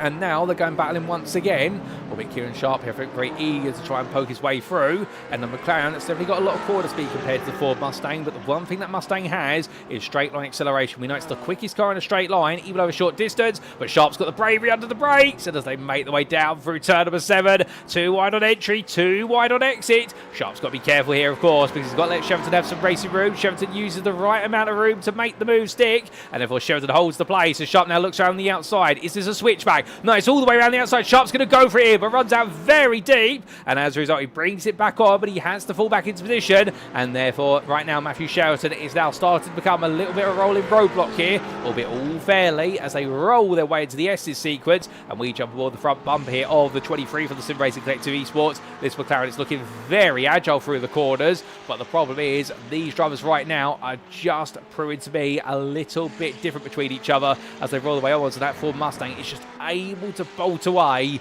when they head in towards turn number 17. But we'll see what comes of the remaining laps here. Sharp so aggressive under braking there. You can see just how much he closes up, and then suddenly the Mustang opens that gap back up. But that is the ebb and flow of these two cars, and how it did show to get ahead of Kieran Sharp in the first place. Here's a quick replay to explain. So this was down in towards turn number 17. In fact, this was after the move had originally been made. So it was Sharp and then try to look for a move around the outside. And in the end, Matthew Sheraton having to go defensive. And that's how it really all started for Sharp to be right back on him. And we'll come back to your live racing. But as we do say hello there to Kev3630 in the YouTube chat. Hope you're doing well, good sir. And as these drivers coming through right now, Sharp versus Sheraton, definitely while the Premier acts on the road. These two fight each other as much as humanly possible. We've got a black flag for Martin Rendell, and I suspect that's for instant points. That will be a drive-through penalty that he is serving currently. As I look at my Conte booth window, but Sheraton right now just holding on or thereabouts as Sharp continues to push him hard. We jump back on board with the McLaren driver then as he looks at the rear of that Mustang. Indeed, it looks very pretty with its red and black, but the problem is he won't be looking at the rear of it for too long. He'll want to get past it. Sheraton runs a bit deep there. Sharp has all the power on exit. He's going to go for the switch here into turn number 12. It's a small squeeze. They're going to be too wide here coming for the S's, and now it's about who's going to back out first. Neither one does. Too wide they come, but then Sharp has to back out slightly, coming through 13 into 14, and Sheraton holds on just about. Great race of respect given by both drivers. Neither driver wanted to back down, but Sharp knowing in the end, 2 does not go into 1 by the time you get to turn 14, and that is why he's had to give up the spot. But what a battle between them. These two right now absolutely tossing everything at this, and we're coming out of that corner. They've still got another 7 minutes to go, and I can't blame them right now if they're wondering how long this is going to go on for. And we say more please, yes sir, as they head across that timeline onto lap number 10. As they come up the hill, Sharp this time decided to try and cut up the inside into turn 1. That's more to try and psych Sheraton into a mistake, trying to make a move. And, well, in the end, it doesn't quite work out. But what it does do is it puts Sheraton on a bit of a rear guard here as they make their way up through turns 3 and 4. And you can see the body language at McLaren. It's got so much speed from these corners. And Sharp's going to look up the inside, dives all the way in. Does he get it stopped? He does, but not about contact. Sheraton is pushed slightly wide. And, therefore, Sharp decides not to put the throttle down as early to make sure he doesn't gain an advantage, and he gives Sheraton the opportunity to retake the place. So Kieran Sharp being absolutely fair in his racing. He does want to gain this place unfairly. Sheraton's still holding on right now, but you can definitely see Kieran Sharp knows he's got all the pace to try and make this happen, but he's got to pick the right place to get it done, as Andrew Pike little by little is encroaching in the rear of the picture in his own 57 BMW.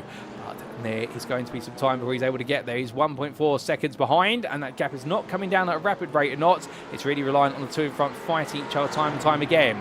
Well, Clive Bourne versus Mark Davenport. This is a battle of V8 on V8 here, as Bourne defends on the left-hand side on the Ford Mustang versus Davenport on the right. And Bourne's going to go a bit deep, and now looking up the inside. Davenport too far back, but trying to get to the head of the big racing by VRS car, and the 807 holds its ground as they make the way into the S's.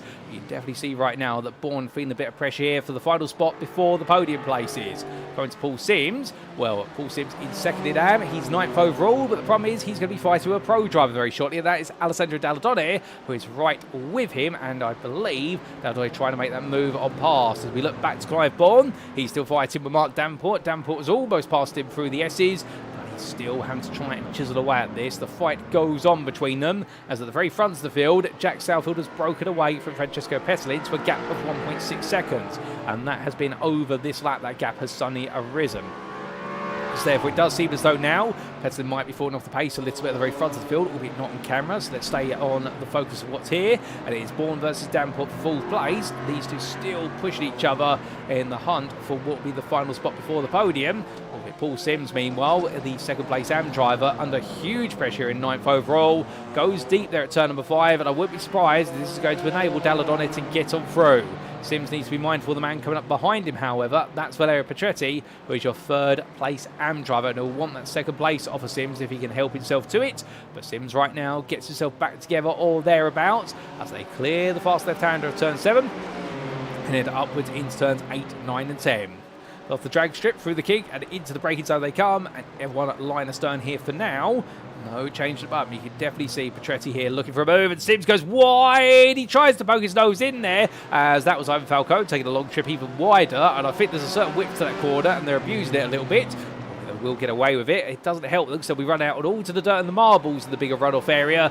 But right now, Valerio Petretti definitely trying to push everything he can out the car. He's trying to min-max the lap, but the problem is, in doing so, he's putting himself at a bit of a risk here of overcooking the tyres. And once the tyres do go, he needs to put some work in to try and get them to cool back on down. Sims, meanwhile, just makes sure to assert himself in the middle of the road and says to Petretti, I know what you're trying to do, I'm not going to let you on through.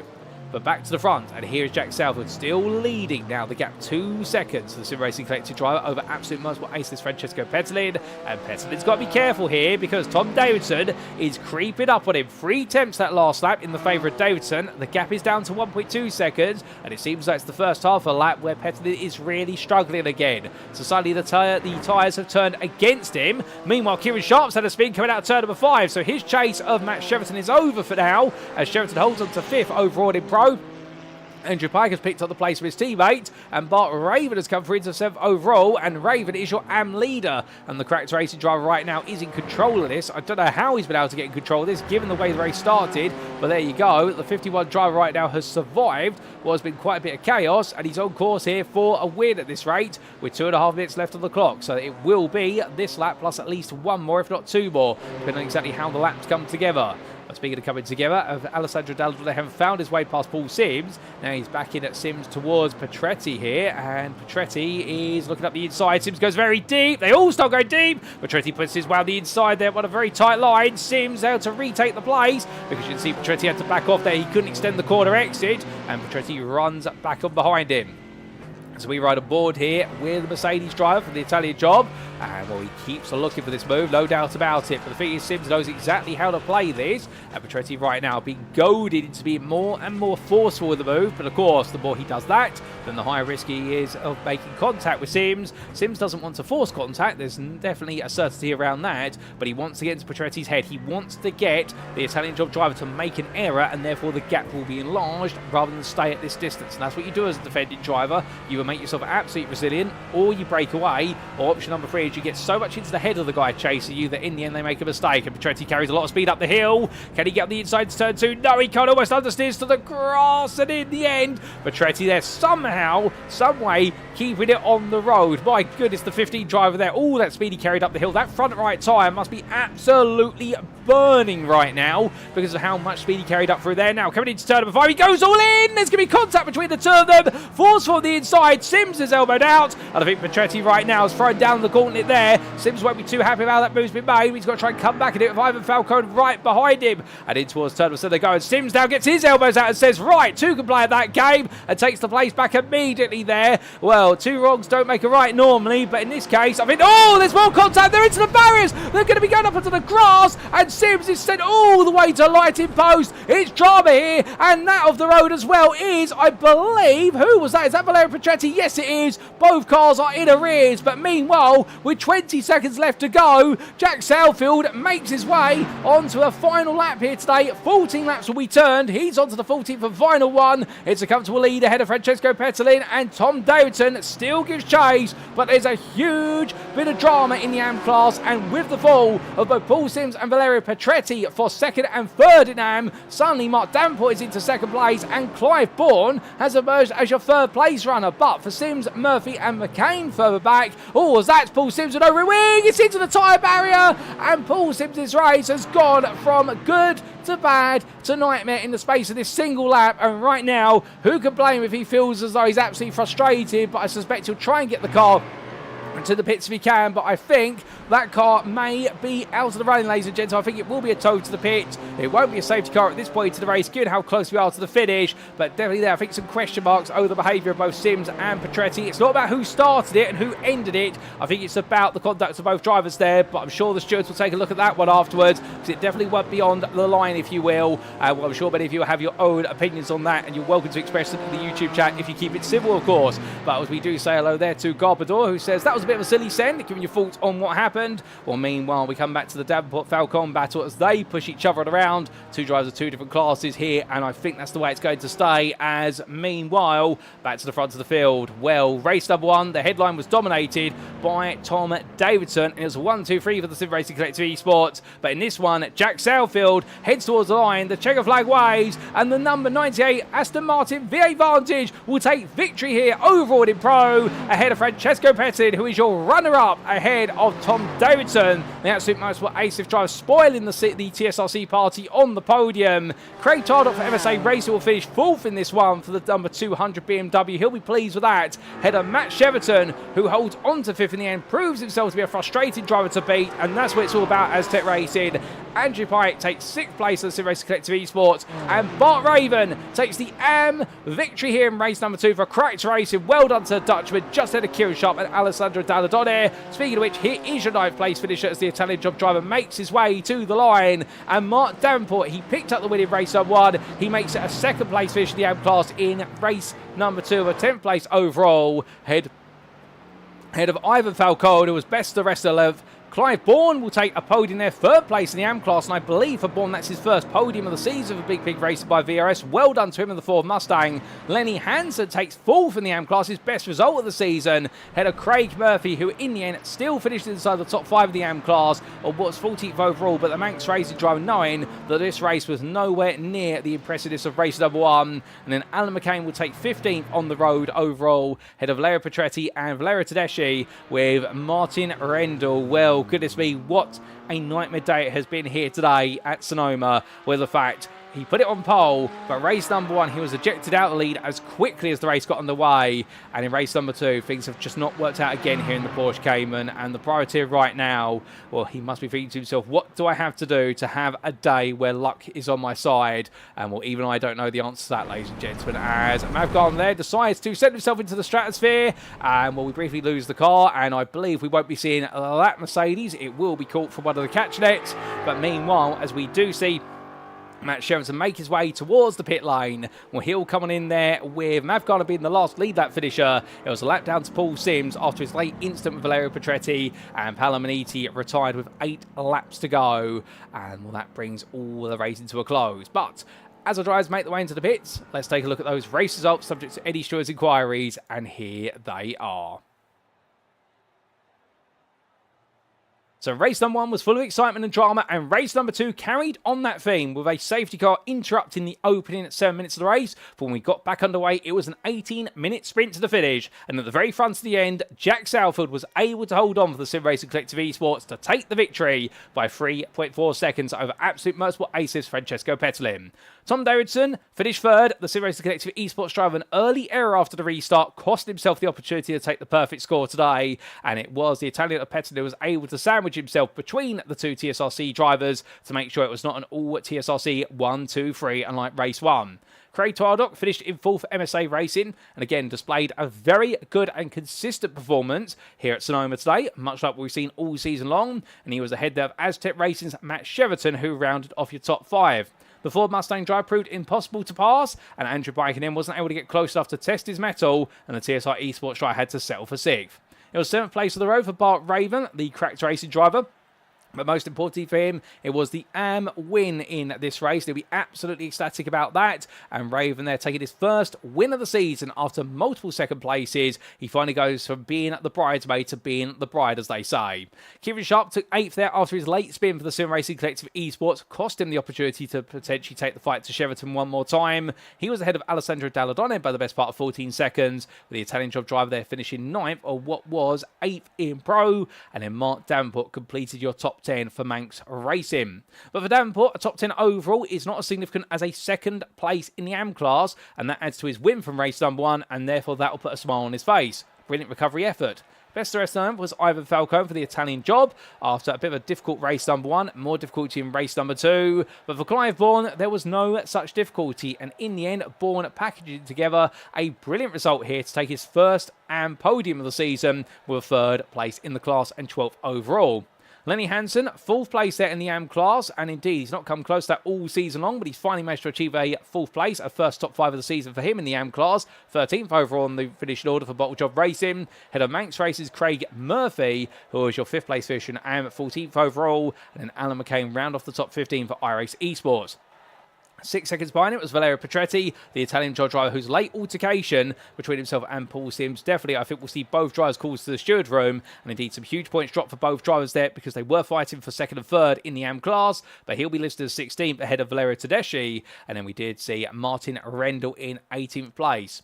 A frustrated day for Rendell, no doubt about it, but even more so for the Sim Racing Collective Esports' Mav Garno finished a lap down in 19th, and it was Paul Sims 2 laps down at the end, ahead of Paolo Maniti, your sole retiree, the privateer, finishing the race 9 laps down, but classified as a non-finisher. So with that, ladies and gentlemen, that concludes our run through of the provisional results, and it brings our racing to a close here for round number 5 of the Sim Racing Collective GT4 Series Season 3 on iRacing. But it doesn't bring this broadcast to a close from Sonoma Raceway, because coming up in approximately 5 minutes' time will be the first of our post-round interviews with our volunteer drivers. Don't go anywhere, you want to miss them. And in the meantime, feel free to let us know what your favourite moment of the racing has been today in the YouTube chat. We will be back as soon as we can.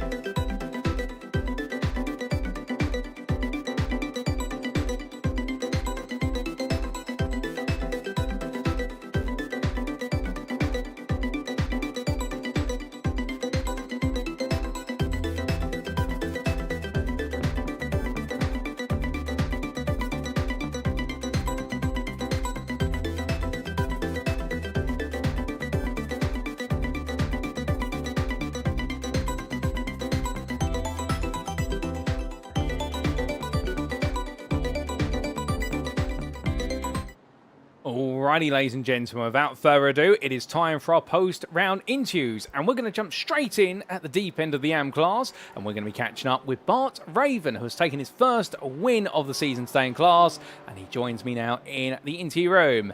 Bart, good evening to you, and what an evening you've had after the disappointment of Zolder. Here today, it started off with a lot of pace for a podium, but at the end, you've taken your first AM win of the season. You must be absolutely pleased.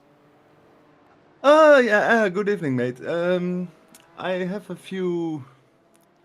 Well, I'm a bit concerned about a possible penalty, maybe, in the second race. So I tried to gain as much as possible to get a 15-second gap, and that worked. So hopefully I get to keep the victory. Oh dear. Well, fingers crossed for you, but let's talk a little bit about the positives beyond the penalty then. Started off with your qualifying session today, 11th overall, third in class, a very close qualifying field for the AM top spots. Were you happy with your lap?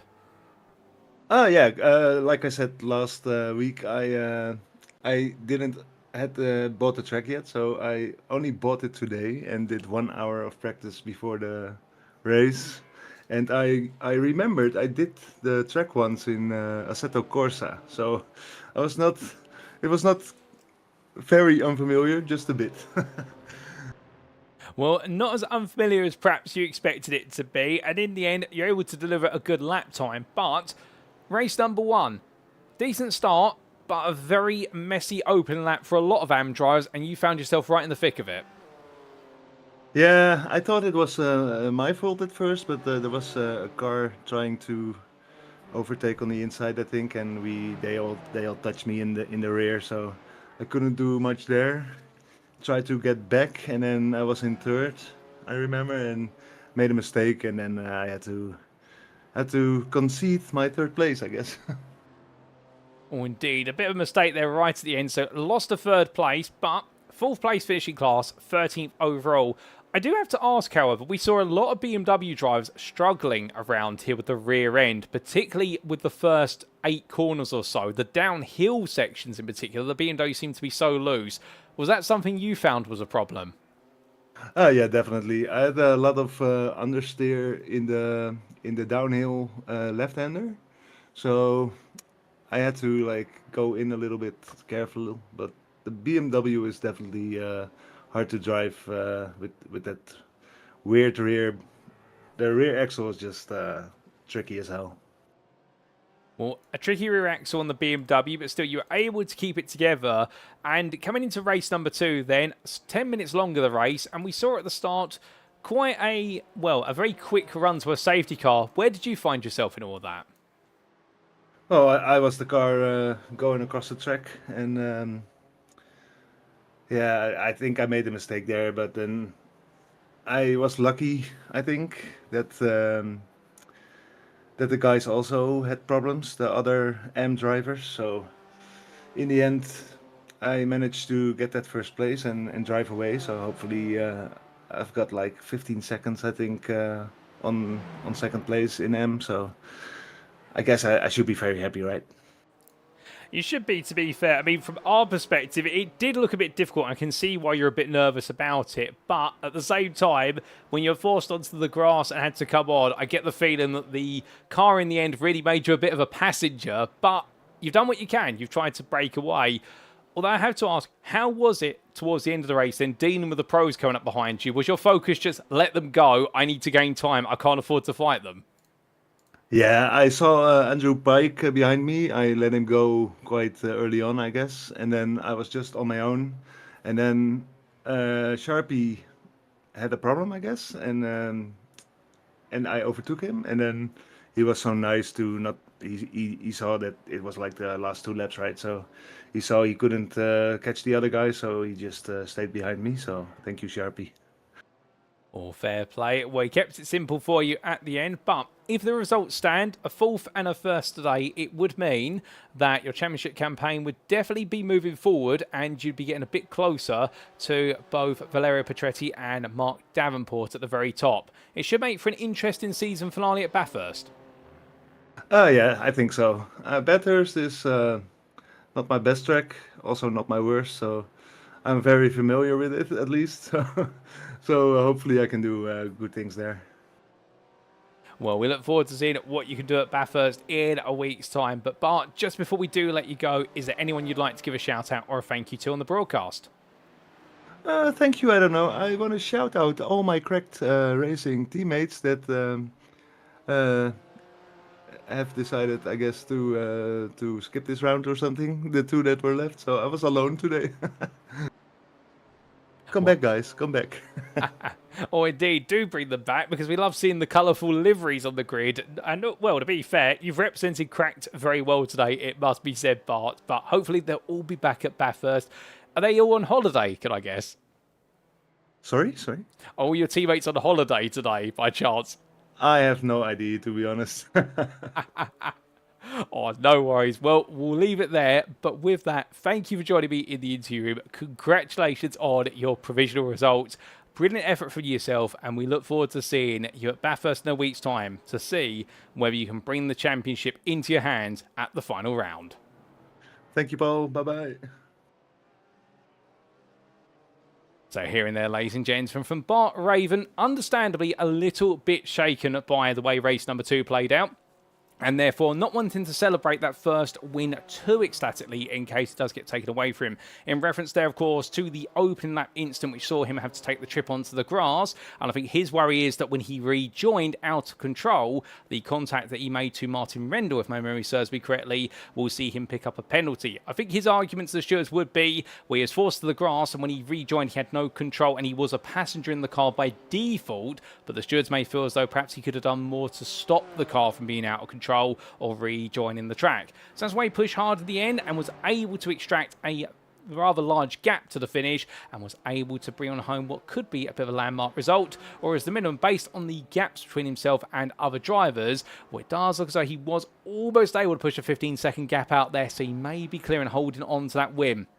But either way, talking about some other positives, quite happy with his qualifying lap, a length overall and third in class, and it translated into a good starting position for race number 1, but that opening lap drama meant in the end he wasn't quite able to push for the podium, but he was able to push for that 4th place. So Bart Raven having mixed fortunes today, and looking forward to Bathurst to bring things home, and hopefully we'll see some more of his cracked racing teammates there.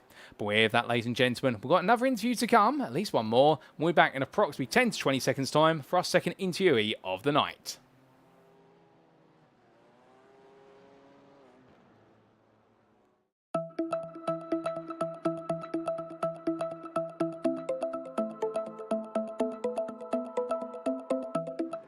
And so, ladies and gentlemen, we go from the AM class to the Pro class. And joining me now in the interview room is none other than Matt Cheverton. Good evening to you again, Matt. And well, what a day of racing for yourself in the Aztec Racing Ford Mustang. Qualified 8th in Pro, then moved to 7th in race number 1, and then 5th in race number 2. Forward progression all the way through the night. You must be happy with that. Yeah, that was great fun.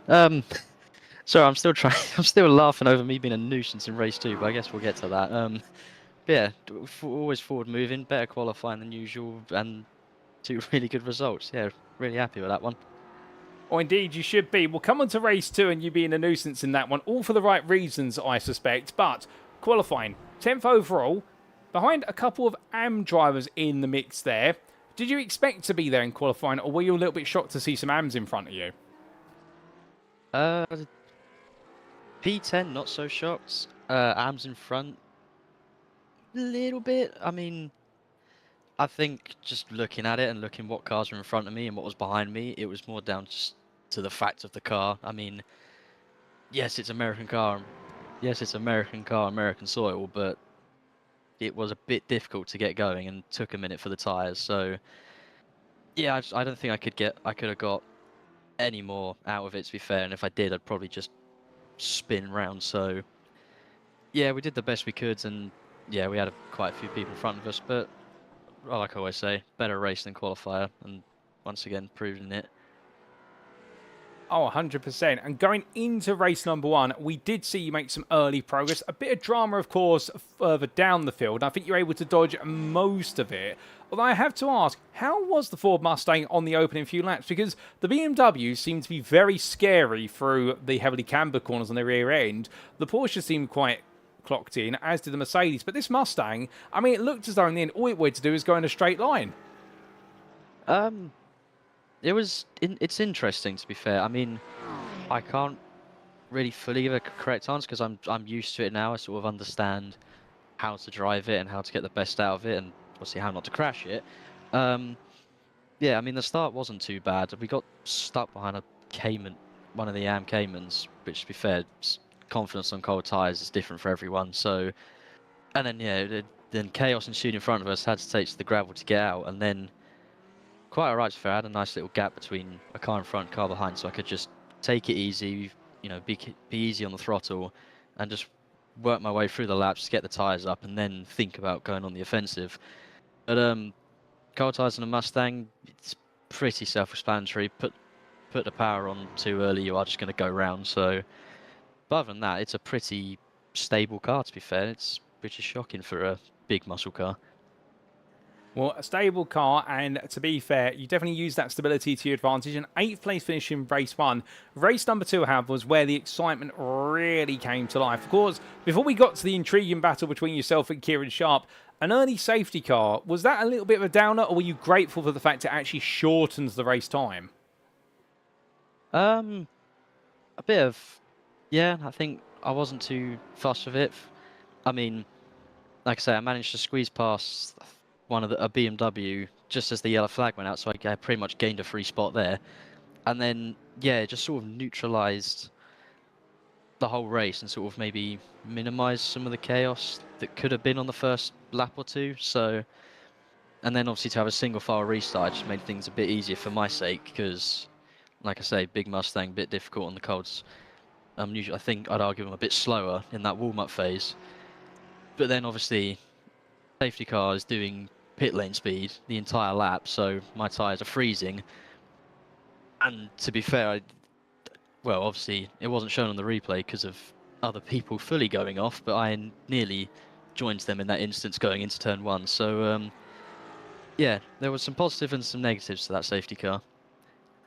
Oh, indeed. But speaking of one of the big positives, as we see some more of the replay footage of it, your battle with Kieran Sharp, non-stop back and forth for the best part of several laps. I mean, the two of you found a way to go too wide practically everywhere around the lap. You must have absolutely loved that. Yeah, yeah, it was good fun, and obviously GG's to Kieran. That was a good race. I mean, initially, obviously he went off, so I got the free spot, and then I think he got that McLaren warmed up pretty quickly while I was still trying to fight that Mustang. So I was like, he's good, and I'll happily admit he is a much quicker driver than I am. So I thought, right, he's going to get me. He's going to catch up. He's going to get me probably pretty quickly. And then he caught up. I managed to hold off a little bit. So I thought, you know what, I might play a bit of a Jason Plato-esque here and just be a bit of a nuisance. Just be a bit of a nuisance, have a bit of fun. And then that kept happening, and to be fair, I will happily admit I was just creasing every time we got on the power because I could see him trying so hard in that McLaren. And then as soon as we got both cars straightened up, the Ford just absolutely took off. And I can't lie, it was quite funny every time. So that kept happening, and then I saw the clock with about 5 minutes to go, and it just dawned on me. I was like, you might get away with this actually for a fifth. So brain sort of went into, I'm just doing it because I find it funny, to actually there's a good result here. And then yeah, unfortunately he just dropped it under braking with 2-3 laps to go and just sort of neutralized our battle. But other than that, yeah, it was a fantastic fight, and it just, yeah, great fun. Oh, 100%. I'm glad to hear you enjoyed yourself out there. And in the end, it does mean that you've now picked up what is your third top 5 of the season. And with that result, it means you hold on to 5th quite comfortably now, going into the season finale. How are you feeling for Bathurst? Very good. I mean, to the point that, we're making jokes about BOP and the engine power in my car. We've seen what the Mustang can do on a straight here, and then I've got 2-mile-long ones to come up with. So yeah, as long as I pull it up straight through the mountain and all the other corners, and stick behind the others, I think once again I can be a bit of a pest to the top boys. Well, to be fair, we look forward to seeing you being a potential pest to the top guys in our season finale in a week's time. Matt, just before we do let you go, is there anyone you'd like to give a shout out to on the broadcast tonight? Yeah, so shout out to the team and associated sponsors for another great set of results. For any friends and family watching, I think I've got my parents watching this time. I did send them the stream link. Yeah, and obviously thank you to the boys at TRC for putting this league together. I've been, like I say, it's been a year between these, and I'm loving every bit of its return. And obviously, thanks to yourself, Paul, for broadcasting this, and it's always a good joy to watch. Well, Matt, we need to give you a big thank you for joining me in the interview room. And well, indeed, some would say you're a pest, but we love to see you out there giving it your all and really making that Mustang as wide as humanly possible. Well done on another top 5 today, a very well crafted one, and really the culmination of your efforts here at Sonoma. We look forward to seeing you down under in Australia, looking to go for glory there in the season finale. But until then, my friend, have a great rest of your evening. Thank you. Have a good evening. So here and there, ladies and gentlemen, for a very happy Matt Sheraton. You can hear it in his voice. And in fact, he was laughing a bit there. I think having a bit of a chat to the other drivers in the debrief room, and particularly also perhaps catching up with Kieran Sharp, who might have been throwing a few words his way with regards to the fact the Ford Mustang just does not seem to be able to be beaten on the straight. And well, in the way of that, it meant we had some absolutely incredible battling between the two of them in the second race. But before all that, of course, in qualifying, very happy with his 10th place, but a little bit surprised to be behind a couple of AM drivers. And in race number 1 was a bit of chaos and carnage, but he managed to steer clear from most of it and was able to bring home a solid 7th place in class 8th overall. So for Matt Sheraton, continuing to move forward, no doubt about it, and fancying his chances in this Ford Mustang of being very quick at Bathurst on those straights, both up and down the mountain. And could he be on course for return to the podium? He's had 1 third place this season, of course. Many of you may remember at Mugello. Could he make it another? Could he even go for the win? We'll have to wait and see in a week's time. But with that, ladies and gentlemen, one more interview to come. Who's it going to be? You'll find out very shortly.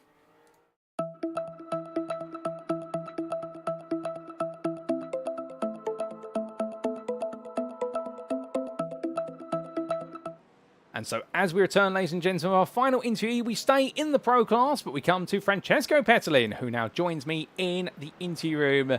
Francesco, good evening to you.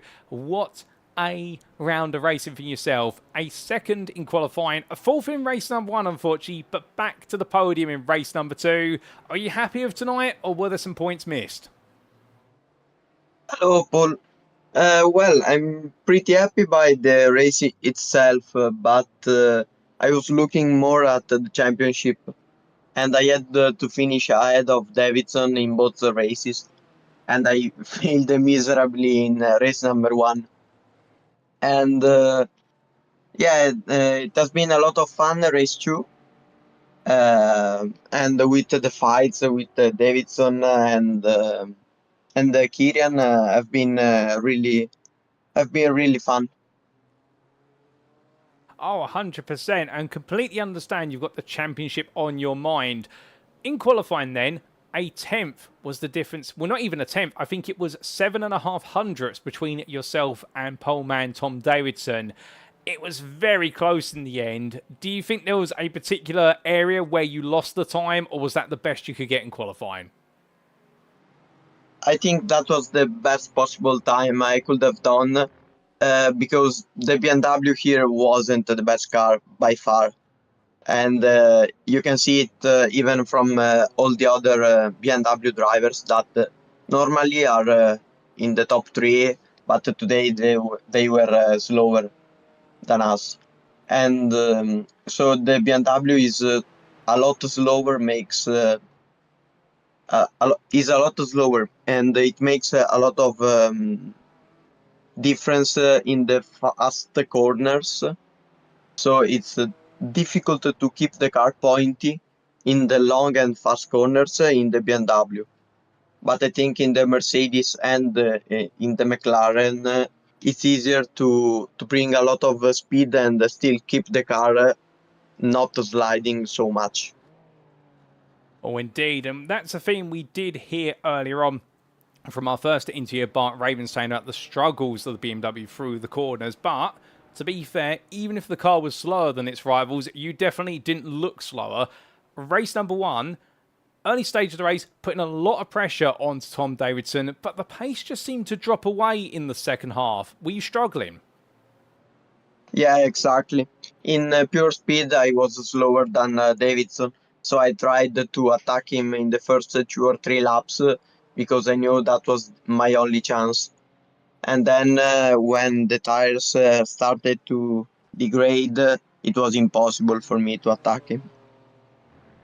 Well, it was tough, no doubt about it, and in the end, you fell away. Unfortunately, just beaten to the final spot of the podium by Kieran Sharp at the end of race 1. But race number 2, we saw you back on top form and chasing second. I mean, that's the one thing we can always count on with yourself, Francesco. You never give up. Yeah, exactly. Unfortunately, I should have been even more aggressive with Kirian in the last corner of the last lap in race number 1, because I think I could have gone to the inside there, but I didn't risk too much because I knew that a spin or something bad would have brought me far away from the first 2 or 3 places, even in the start of race number 2. So I've been a bit more cautious and let Kirian take the podium. Oh, absolutely fair. Having the bigger picture of the championship in your mind, I think that's sensible. And come the end of the racing day, with that second place, it means you are now 20 points behind Tom Davidson in the championship as we head towards our season finale. Bathurst awaits us. How are you feeling for a trip up the mountain? I'm feeling pretty good because I know that my car is very fast on the straight, not as fast as the Mustang, but faster than the Mercedes and the McLaren. So I'm probably the only car in the first 3 or 4 that has the possibility to overtake in the straights. Then I don't know in the actual mountain how good or bad is the BMW, but I'll try it next Monday. Oh, well, you're definitely going to be keeping us guessing, and we look forward to seeing whether you can find a way to turn this championship around and walk away with it as our pro champion. Just before we do let you go, is there anyone you'd like to give a shout out on the broadcast? Yeah, as always, I would like to thank my team and also Camus, their steering wheel, that sent me one of their steering wheel to replace my old and that's the G29. In the next round, I'll be using the new steering wheel, so we'll see what actually changes. Oh, brilliant. Well, we look forward to seeing how you get on with the new steering wheel in our season finale. But with that, Francesco, thank you for joining me this evening. Congratulations on a great pair of results. Hard fought, well deserved. And we will see you in Australia next Monday to see whether you can bring home the championship title. Thank you. Bye bye. So here in there, ladies and gentlemen, from our final interview of the evening, Francesco Petrolin, and what a very confident driver he is, no doubt about it. And really keeping things in balance as well, the way he was talking about the fact that in race number 1, falling behind Kieran Sharp towards the end, but he thought he could have perhaps gone for the move and perhaps he needed to be braver, but had the championship in his mind. A little bit annoyed, however, of course, he wasn't able to beat Tom Davidson in the first race, so Davidson was able to gain some ground, but conversely, as we do see him battling here with Jack Southfield in the middle stages of what was race number 2, talking about the fact that in the BMW he had to be aggressive early on in the races because the tyre life went against him as he went deeper into the distance. We saw that in his attack on Davidson's in race 1, we saw it here in race number 2 as he chased after Jack Southfield, but he wasn't quite able to make the move for the lead to the race. However, he was able to stay stable and consistent and was able to bring home 2 solid results that lay the groundwork. The only problem is, he's now 20 points behind, provisionally going to the season finale, and therefore he needs the win at Bathurst. But a bit of confidence there. He reckons the BMW, out of all the top competitors, is going to be the fastest car up and down the mountain, or one of the faster cars. But over the mountain, it's anybody's guess, and he'll have to put the work in to see whether he can bring home a championship And that definitely right now he's one of only a limited number of candidates who can potentially take it. And we'll have to see whether he can make that happen. But with that, ladies and gentlemen, that brings our interviews to a close. And a huge thank you to all three of our interviewees tonight. We heard third from the AM class of Cracked Racing's Bart Raven, our number 51 driver there. Very happy with his performances, but having a little cloud lingering over him with regards to potential stewards' penalties after the racing is done, particularly for race number 2.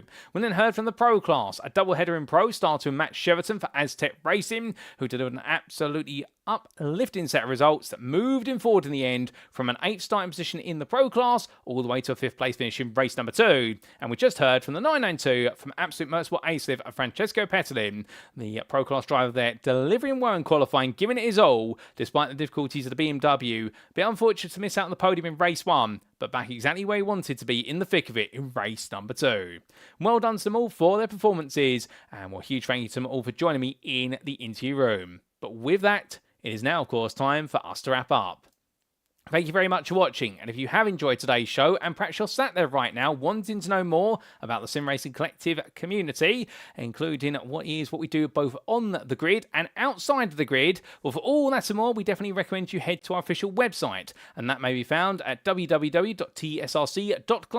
And if you do head there, as shown on screen now, well, it's a straightforward website, very easy to navigate, and that's exactly what you want for one of the premier sim racing communities on the European continent. Because on the very center of the screen, you'll see is the beating heart of our community. That is the Discord. Click on join our Discord and you can become part of the community today, and you can get on the grid and go racing with us.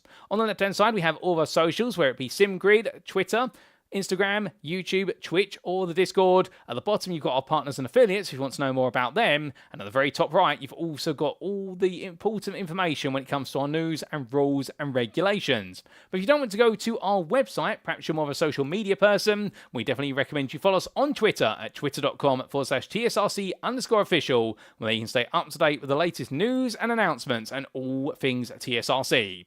We'd also like to take a moment to say a big thank you to our partners and affiliates, who do include, of course, Motorsport UK's esports division, SimGrid, Coach Dave Academy, and Abruzzi Simulation of Motorsport. And well, ladies and gentlemen, with that, we now turn our attention to the season finale in a week's time. And on Monday, the 15th of December 2025, round 6 of 6 will take place. We head down under to Australia, and it will be a 40-minute feature race finale at the Mount Panorama Motor Racing Circuit, also known as Bathurst. In the Pro class, Tom Derriton holds a rather comfortable 20-point lead, but it's not over by any means, as he knows only one small mistake could open up the door to Francesco Petalin, who is his main rival, with Kieran Sharp having a loose opportunity at the championship crown if the other two drop some major points.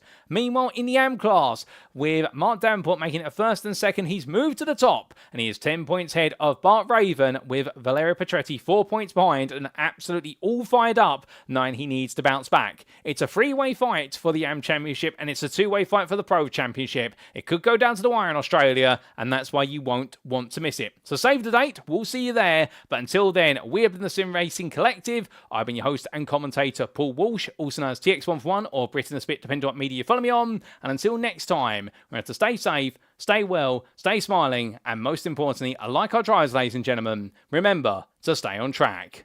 Good night.